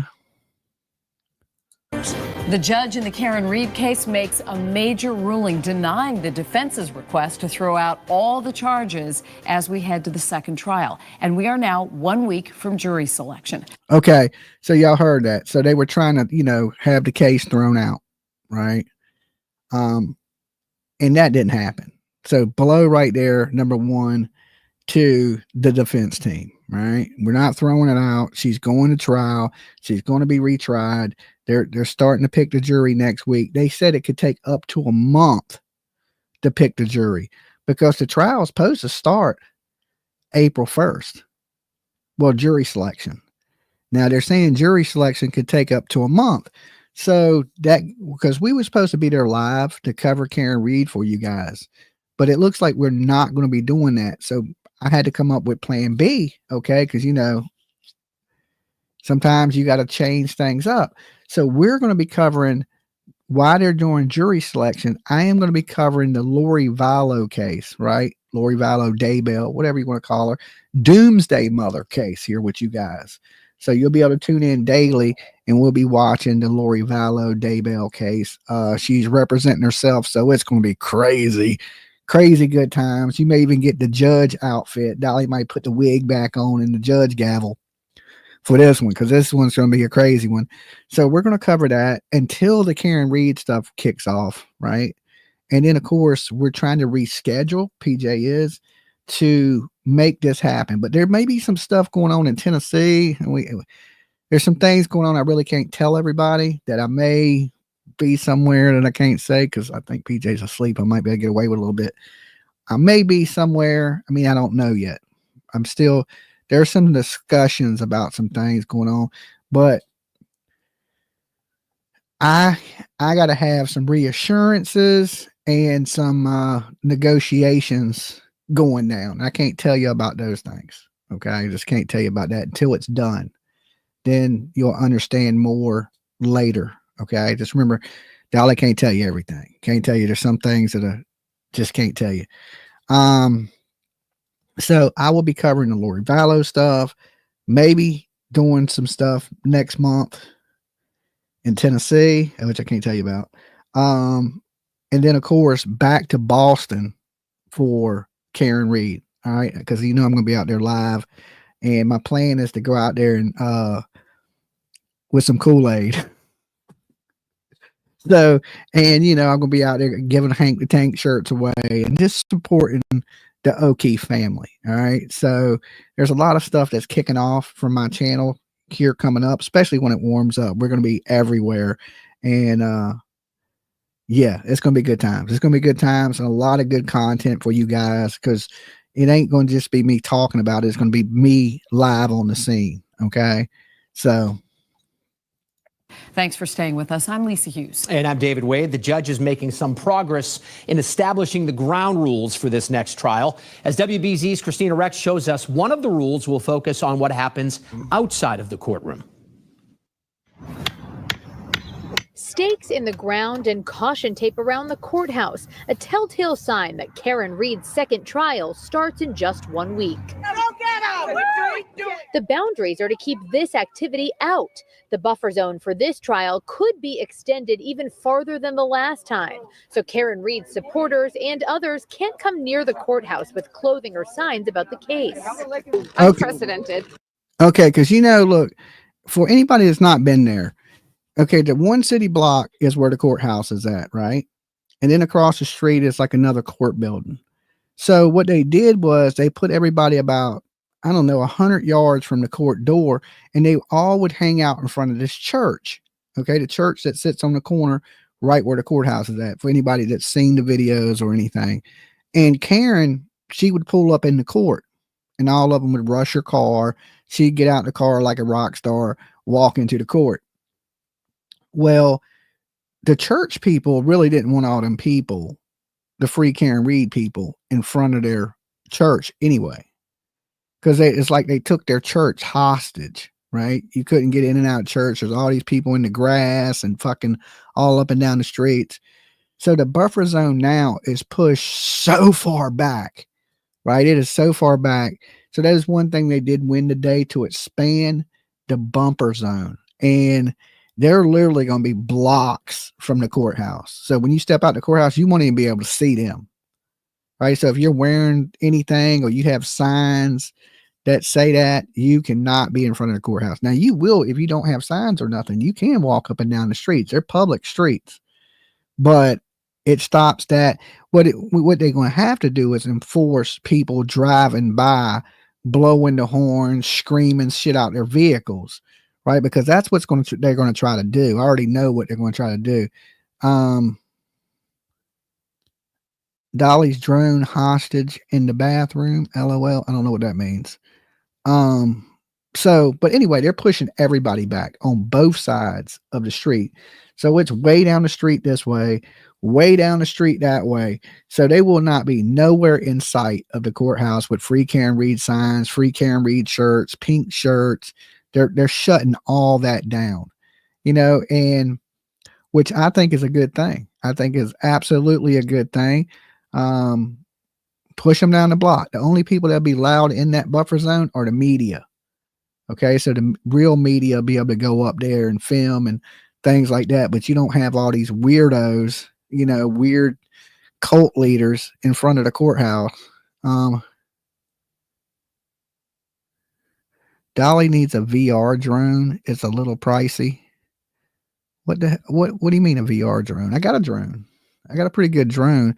I mean, yeah, you can drone. I'm sure you can drone over it. I can walk in front of it.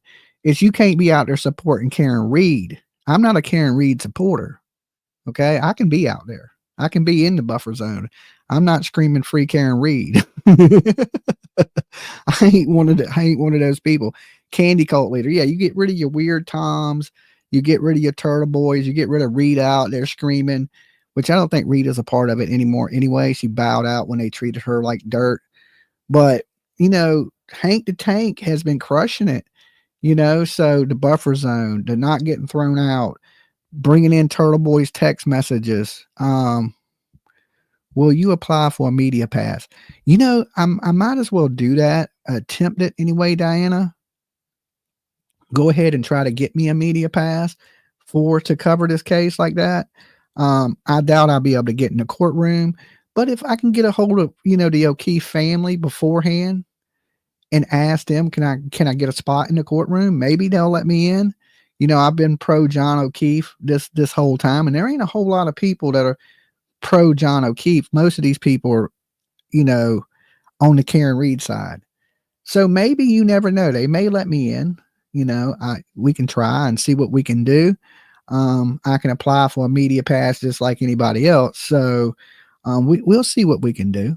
We got plenty of time to try to get that information into the court, call the court, see what we can do. So we might as well put that in the works. I'll run that past PJ tomorrow so we can get on to that stuff.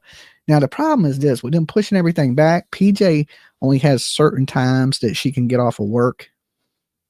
So it was going to be me and PJ there, but it may look like a situation where I'm up in Denham by myself again, which I don't mind, but I'd rather PJ be there with me. Wanted to keep me out of trouble. But I didn't get any trouble last time. I was peaceful to everybody. I didn't do anything crazy. I didn't say anything stupid. And they didn't harass me too bad. So nobody really set me off. So I don't know if PJ will be able to get off of this because there's so much going on and we got so many things to do. So she only gets a limited time off of work. So we'll see how everything works. That's how Karen Reed feels about prosecutors asking for access to her texts with her lawyer, despite attorney-client privilege. The judge interrupted lawyers to quickly deny that request. I'm not going to give you this information, Mr. Brennan. I don't even think it's appropriate for my eyes, so your motion is denied. This is the final hearing before jury selection starts next week, and the majority of the quick session was spent talking about the defense's theory of the case. Specifically, that they believe one of three witnesses could have killed John O'Keefe: Brian Albert, Brian Higgins, or Colin Albert, an allegation prosecutors want kept out of trial. There's I believe, a certain amount of gaslighting going on here, in that on one side of his mouth, he talks about he wants Ms. Reed to have a fair trial. But we've spent weeks where he's just trying to knock out all our evidence. They have no evidence of conversations. They have no evidence of a conspiracy. They have no evidence of a cover-up. The judge has not decided on this issue yet, but jury selection is going forward in 1 week. Over 200 people are called for jury duty on day one, and the judge plans to have some of them come back the next day for questioning while new jurors fill out their forms to maximize time, because she believes it'll take weeks to find an impartial jury. Many, if not most, perhaps all potential jurors have heard about this case. And regarding a motion to dismiss for extraordinary governmental misconduct that was filed by the defense weeks ago in this case, the judge just denied that motion in its entirety, saying that it's an extreme remedy and any issues that Karen Reed and her team may face, she says, can be resolved during her second trial. That trial starts 1 week from today. In Dedham, Christina Rex, WBZ News. Well, jury selection starts 1 week from today. So, and like I said, it could take a month to pick the jury, which would, we had planned on jury selection start and them taking, a week. We gave them 2 weeks and then we were heading up there. If it takes longer than that, it completely puts our schedule off. Okay. So right now, PJ's trying to maneuver days of what days we can be where, and it's kind of messing up our schedule here on Dolly Vision, which either way, we're still going to have a full programming, but where our locations were supposed to be is kind of getting thrown off. But so as they're adjusting, we're adjusting, right? Like I said, it's going to make it to where we can cover the Lori Daybell trial. So it just added more to us because we have a little bit of time to kill, and that'll give us those few weeks we need to cover Doomsday Mother. And like I said, the conspiracy in the Karen Reed situation is Hank the Tank has been doing a good job shutting down the conspiracy. And I believe Judge Bev, she's going to rule in the favor of shutting this conspiracy down. Okay. And last trial, I felt like the police were on trial, not Karen Reed. Okay. It was all about this and that and the phone calls. This one is going to be a little bit different. I think we're going to see where it looks like Karen Reed is actually on trial this time. And Hank the Tank and his expert witnesses that he got coming in, the man is kicking ass and court hasn't even started yet. I mean, it's like all he does is win, win, win, no matter what. So we're going to see a different trial, and I think we're going to see a different outcome. Officer John O'Keefe seemed like an amazing man, such a tragic loss. I feel for his parents and his niece and his nephew. Yes, Hug. I agree. He seemed like a great guy, you know, putting his life in danger for the community. He did make some mistakes by, you know, being in that vehicle and dating a crazy woman. I mean, but no, hey, look, nobody's perfect. Okay. But hopefully there will be some justice for John O'Keefe, you know, and these people out there screaming free Karen Reed while they hold justice with John O'Keefe signs is absolutely silly, but they believe that she's innocent. I mean, I get it, but they believe that because they don't want to hear anything damaging about Karen Reed. If they kept an open mind and listened to everything, but let's just say you go into a Karen Reed group and you start saying things, well, Karen Reed said this, and you use what Karen Reed has said. That's all you have to post is what Karen Reed said. You will get blocked. You will get deleted. Okay. They don't want to hear none of that shit. They're not open-minded. They have said that the cops did it and they don't want to hear nothing else but that. They don't want to hear other people's opinions on the case. It's just what they believe. Okay. So let's kick into this other video. And somebody said that let me see if this is it.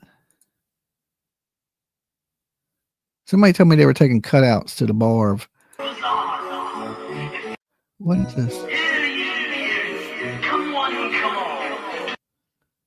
Oh yeah, they're taking cutouts of John's brother and Proctor to the local bars and drinking.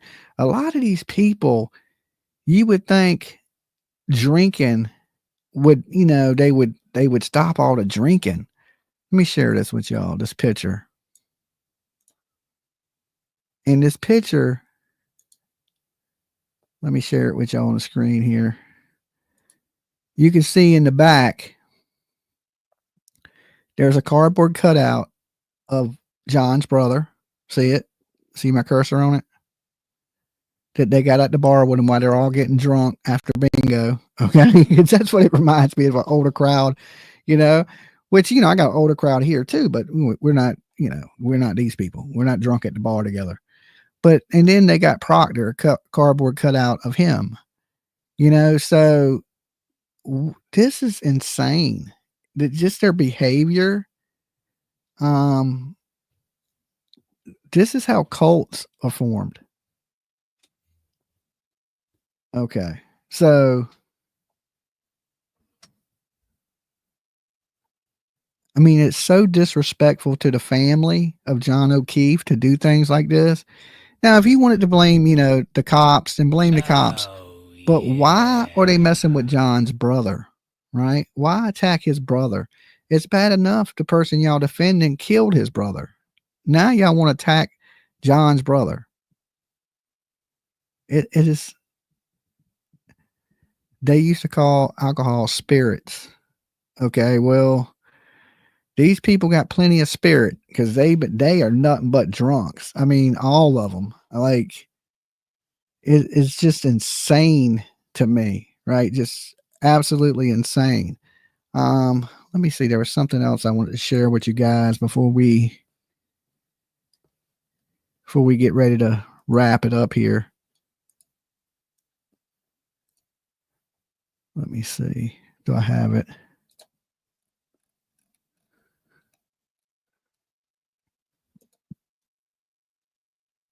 Okay. I think we pretty much covered it all. But I will open the phone lines for a minute if y'all want to tap in on the Karen Reed stuff. And then I got to get out of here. I've been here with you guys almost 3 hours. So let me open the phone lines for a few minutes. And then we will wrap it up for the night. And like I said, we got a lot of stuff coming up, as far as what we're covering. And if they pick the jury quickly, me and PJ may still be there in Denham live. Okay. It all depends on how jury selection goes in this case. Now, if they take a month to select the jury, which I really don't think it'll take that long, but I guess they're going to go through all these jury people. And, I guess they got to pick, 12 into alternates and to get an impartial jury. See, I think this trial should have been moved. I think they should have moved it out of this place, moved it somewhere bigger and that are not super familiar with Karen Reed. The whole country is not familiar with Karen Reed. Just to say you moved that to somewhere else in Massachusetts, it probably would have went off better, but in this little small town, you only have so many people to select from, right? And so we're going to see how it goes. Hey, Bubby. Facts, Dolly. LOL, Turtle Boy. I'm talking with one eye open, LOL. Well, Turtle Boy, here's the thing. Karen Reed, when, they took her phones, but she had already wiped them. Dolly. Hey, Dolly. It's Zircon. Hey, Zircon. The one thing I don't understand about this Karen Reed thing. Uh-huh. Okay. The other night, I put innocent only because I don't understand how they can prove murder. What is the criteria? Because I understand because she was drinking and driving. Uh-huh. Is that the criteria to make it murder?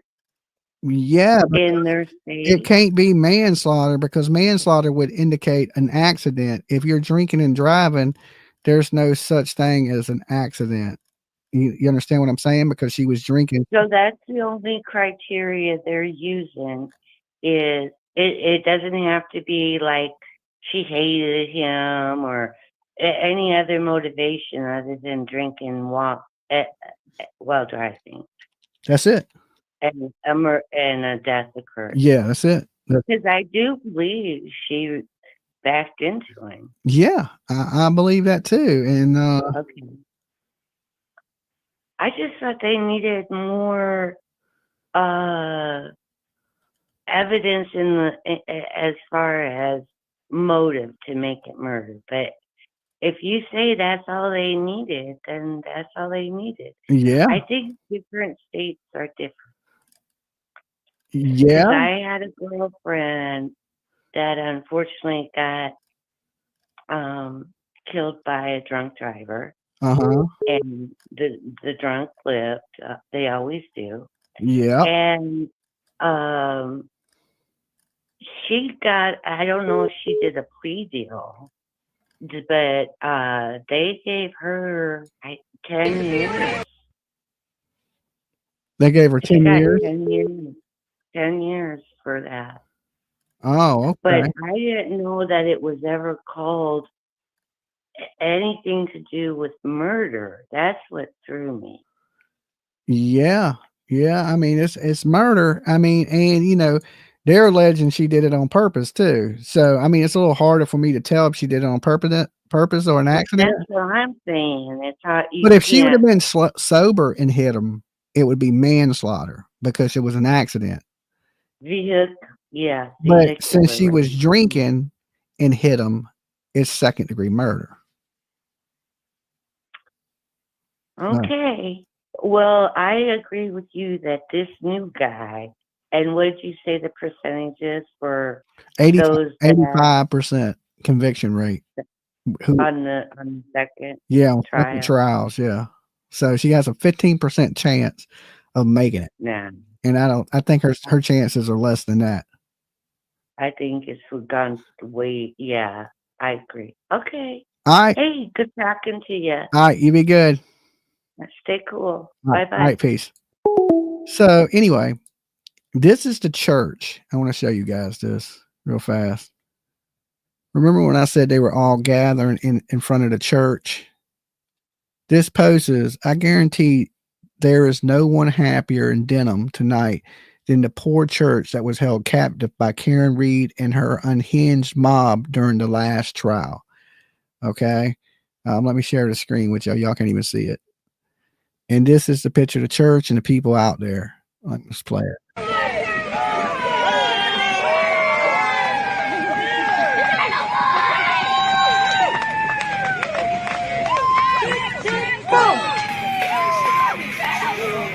That is the church. Okay. So they picked this church that's right across the street from where the courthouse is. Like if you walk out the front door of the court to the left, you go down about 100 yards and there's the church. So now the buffer zone is, I don't want to bother PJ, but PJ had a picture of it earlier. She didn't send that to me. So let me see if it's up here in these comments. The buffer zone. Do they show it? I don't think they do. Let's see. And we will have victory, and this will be an historic day when that verdict comes out. That was Rita, but you know, Rita is kind of jump camp right now. I don't know if she's going to be out there. You know, they may kiss her ass and get Rita back. I'm not sure.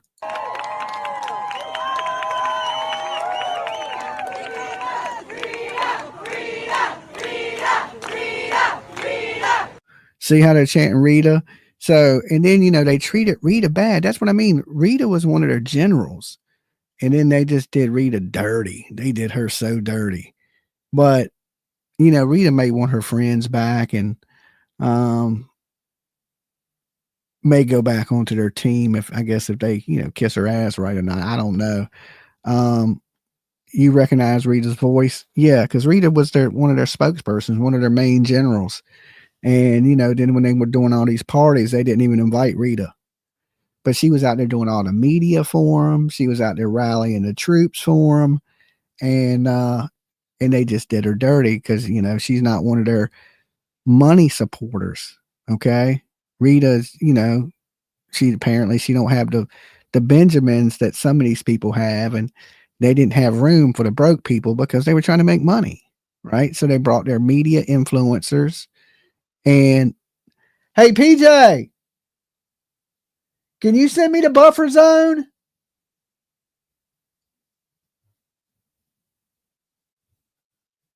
I know I just heard her.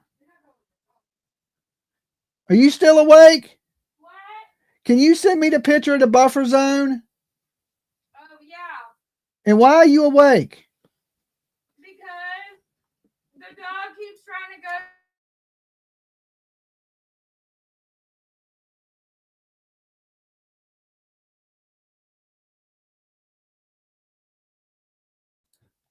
Okay, she's going to send me the buffer zone real quick.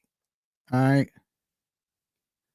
So I'll show y'all exactly where the buffer zone is at.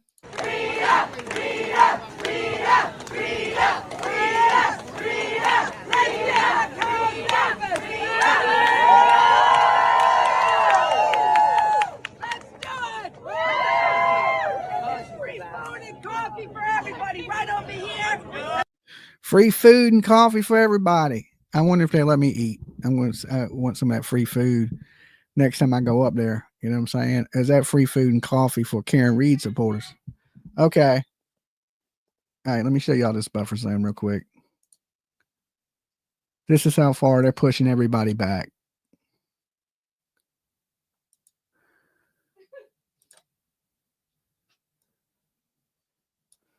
Hold on.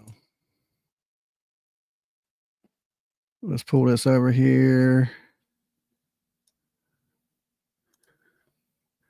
As you can see from this, that is the buffer zone. The courthouse is the red dot. Let me see if I can save this. Save image. All right, now let me see if I can open this and blow it up bigger.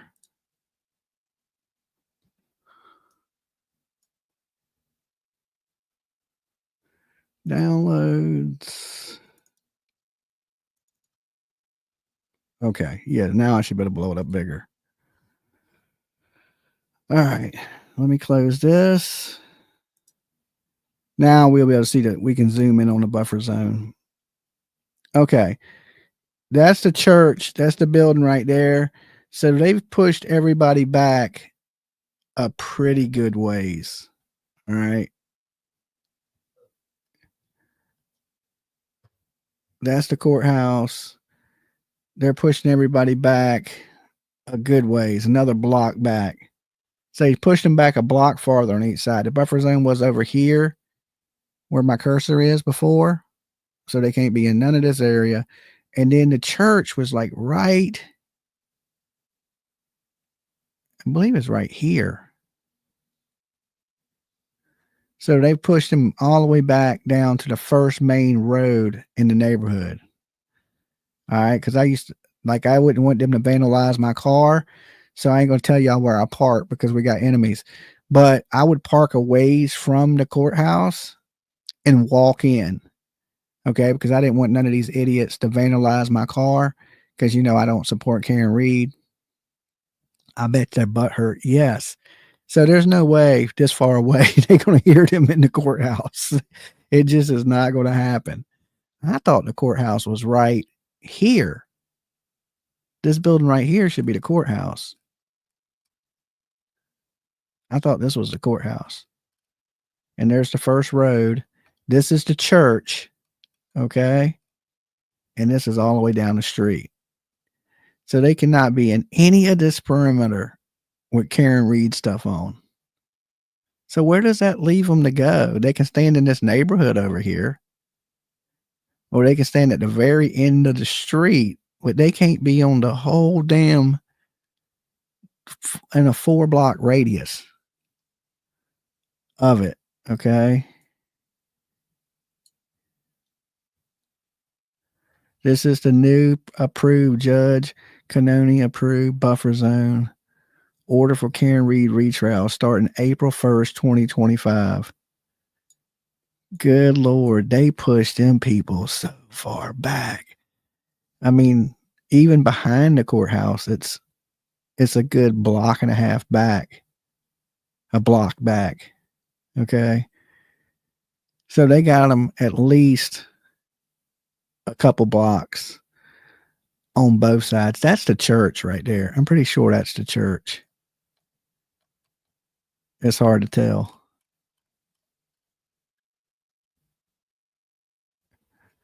I would have to pull it up on Google Earth. Does anybody, can somebody find me the address to the court right there real quick? I'll pull it up on Google Earth.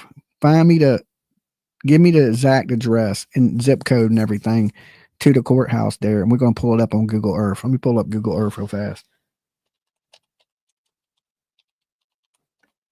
That way I can show y'all everything.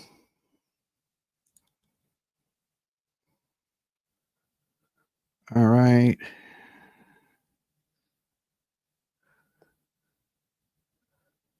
Let's see. How do I go to it? All right. This is the last time I searched Google Earth. This is still set on, hey, one of my mods, send me the address on my Facebook, okay, to this courthouse. Look it up real fast for me and send it to my email address.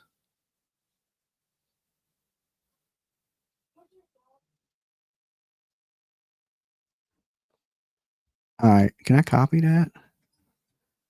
Let me see real fast.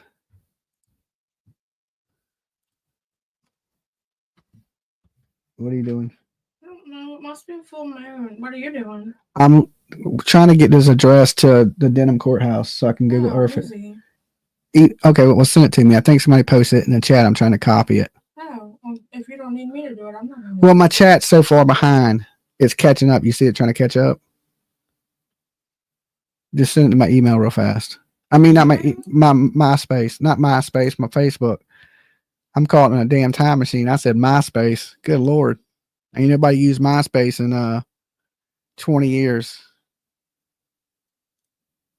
Why are you posting the address? I want to go look at the Google map of it.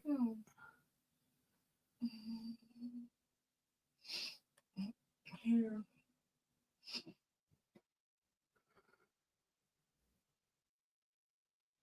Okay. You should have it by now.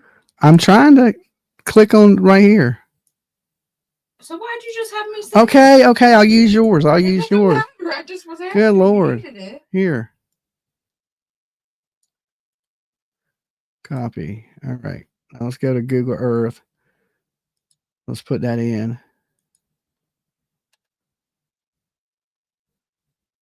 Okay. All right, here we go. Got it. Let's bring this over here so we can compare the two maps. So there's the courthouse. All right. This is the church that everybody likes to sit at. Okay. And you go this way.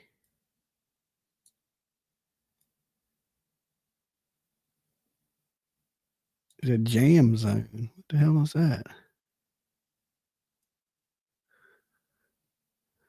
You go this way.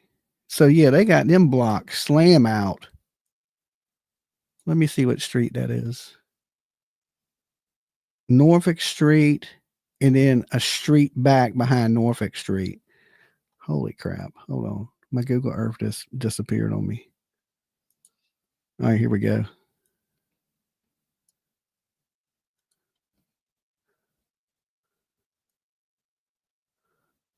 What street is this?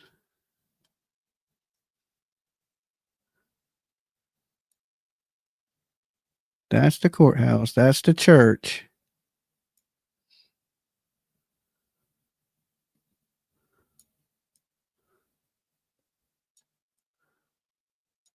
Which street is this?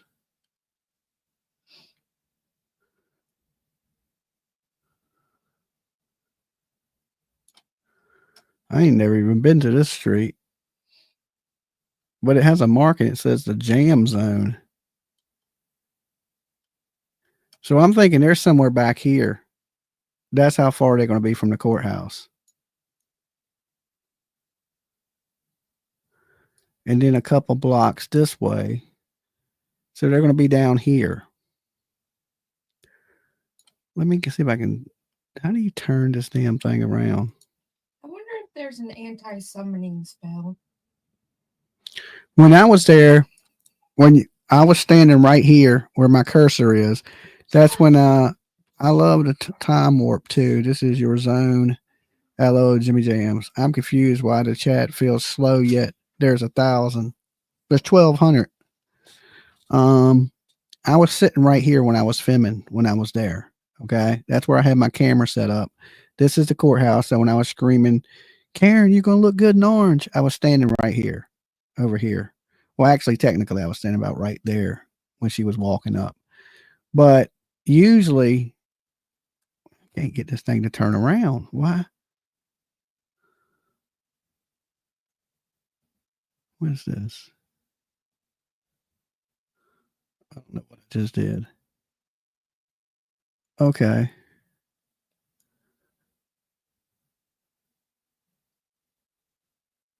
But this is where everybody likes to stand, is at this church. This is saying this is the court.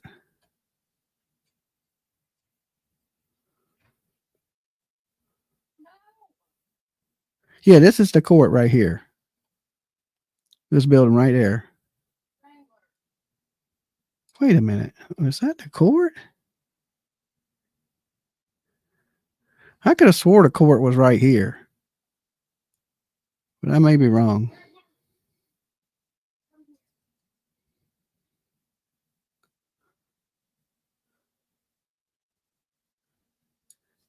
I swear that's the court right there where it says the deeds place.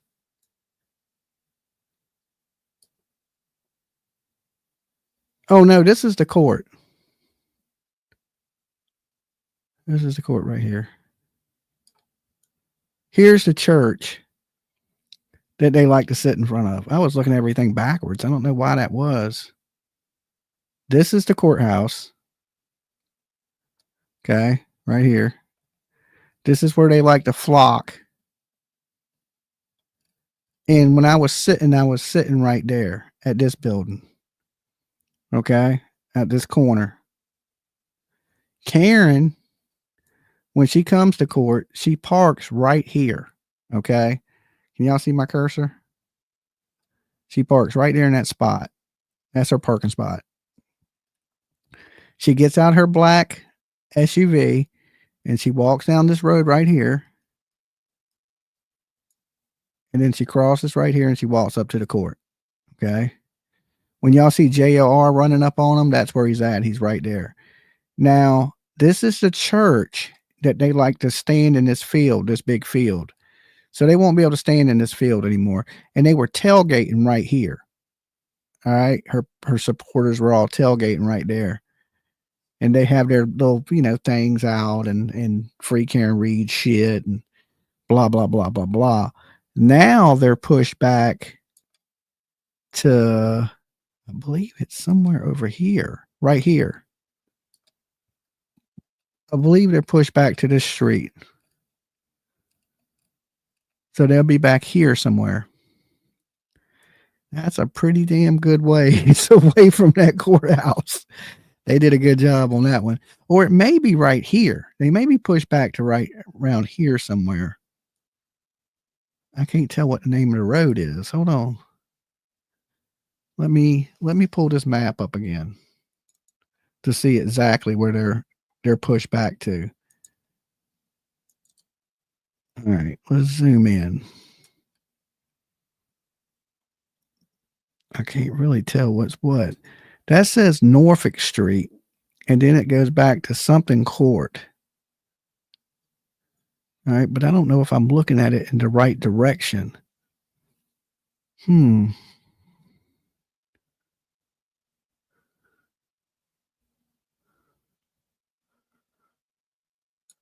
So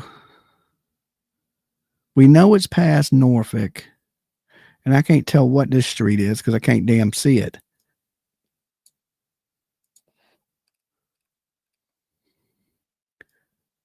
So we know it's past, and we know it's past the courthouse though. So if it ain't here and they can't stand in the courts, they have to be on this block somewhere back here somewhere. I'm assuming it's like right here. I don't know why you can't see the street names.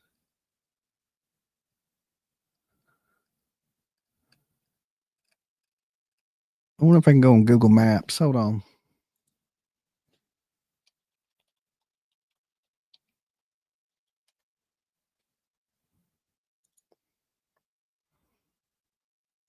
And then I can go to Street View.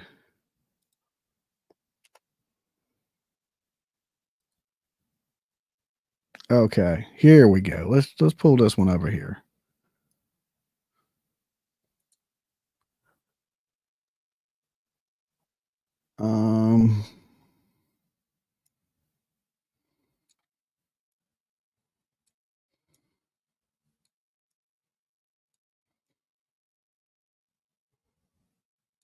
Here's the court down here. There's the courthouse. Okay, this is on High Street.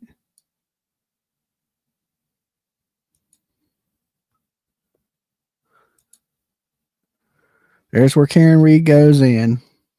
All right. I feel like Gray Hughes over here right now. Look at this. I'm getting my map skills on. So like I said, Karen Reed supporters will be flooding this area right here that we see. Where you see my cursor. And, of course, on the steps up here. And the buffer zone before was right here. Okay, see this corner? That's where the buffer zone went to. So long as you wasn't past this, you could have all the Karen Reed stuff on you wanted. Okay. So they usually have the police standing down back here at this corner, so you couldn't walk up with all the Karen Reed shit on and stuff like that. So, like I said, the cult members would stand over here in this church parking lot area right here. Okay, see it right here? They would all be right there. Karen Reed would park right here. She'd park right there in that spot. Okay, where my cursor's at. We go just a little bit. Right here. She would park right here. They'd have this chained off. She'd park right there. Then Tom would run up. You know what I'm saying? Then all the people would run up to her. We love you, Karen. We love you. Right. And then she'd get out of her car. And then she would basically walk back down here. Right. She'd walk over here. And then she'd go over here. And she'd turn back down this way, walk to the court. Now, it looks like they done moved us back to at least, what street is this? That's Court Street. Okay. So let's go this way. Down High Street. All right. So there's the church. So we know the buffer zone is past the church. Yeah, they way down here now. Man, we're a lot of clicks down. So they're going to be, I think it's this street right here. What street name is that? Let me see if I can see street sign. I can't see street sign. I think it's this street here. No, it's not that street. They're farther back than that. All right, let's go back this way. I'm going to have to find a new place to park. They down here where I used to hide my vehicle. Damn. They must be a ways down. It can't be that far down. Because I think the first street is a ways. Here we go. Here's the first street. What street is this? I think this is where they got their... I don't know. I can't really tell. Huh. Let me look at this picture one more time. Let me... All right. What streets do we see?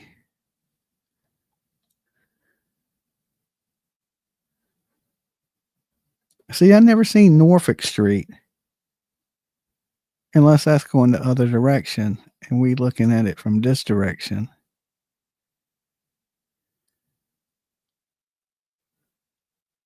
I can't really tell. I just know that they're a ways away.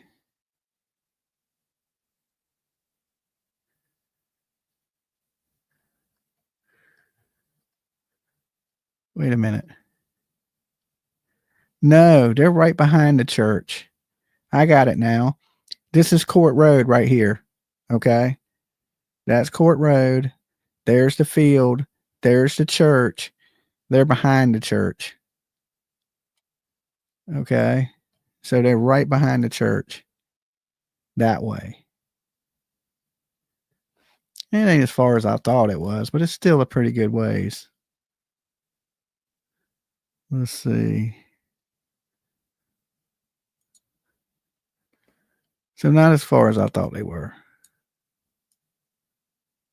Which way am I going? And I got lost. Help me. Help me. I'm lost.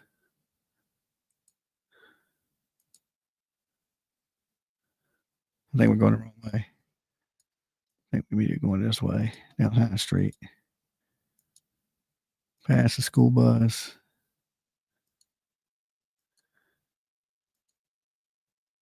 Okay, this is where they're at right here. This is where the buffer zone is. Right here. That's the buffer zone. So now they won't be able to be in front of the church. I'm sure they'll have a police right here. All right, you can't even see the damn courthouse from here. Okay, so they'll be right here. This is their new spot.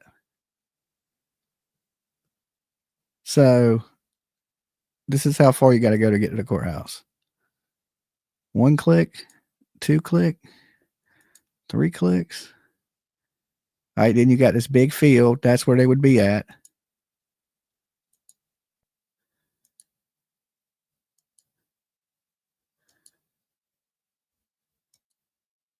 Damn, I didn't realize that field was that big. Then you got Court Road right here. Because that's where Karen parks, is right there. Then, of course, there's the courthouse. So they're a good ways down. And then this way, they're, I believe on this way, they're not this road. Not this road. I think they're right down here. Right here. So that's where they're at. This is as far as they can go. So they'll be down here in this area, which they were down that area anyway when I was there, because I walked down there. They were standing out there with their signs, being all rude and shit, talking about, where are you from?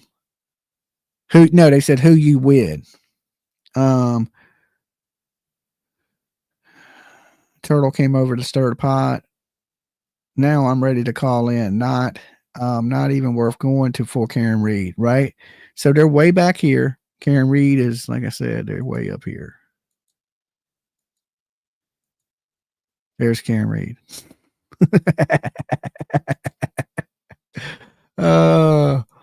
They're hating it. They are hating it.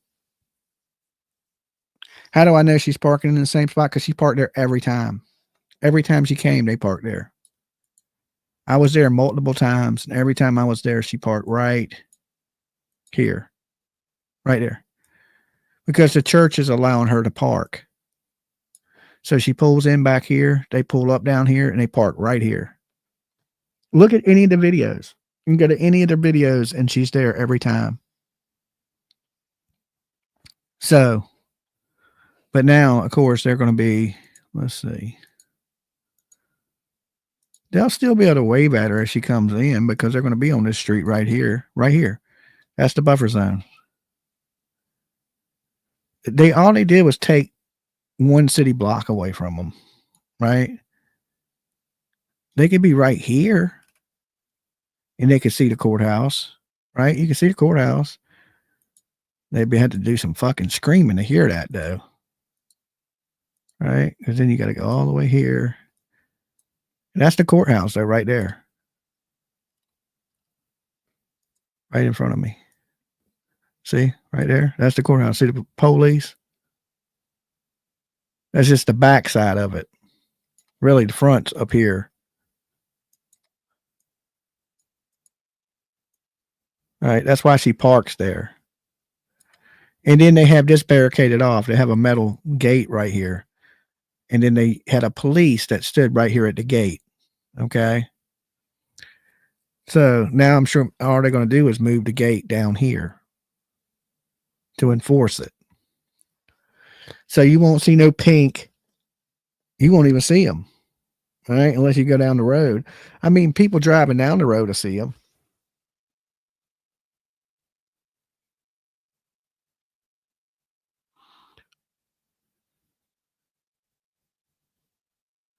I want to see where she's going to go after her trial ends. Well, she's going to prison. That's where she's going. She's going to prison after this trial ends. Okay, guys. Well, I'm going to get ready to get out of here. It's been fun hanging out with you tonight. You know, I went full gray hues with the map. And you got to take a little look at Denham. But this is the area.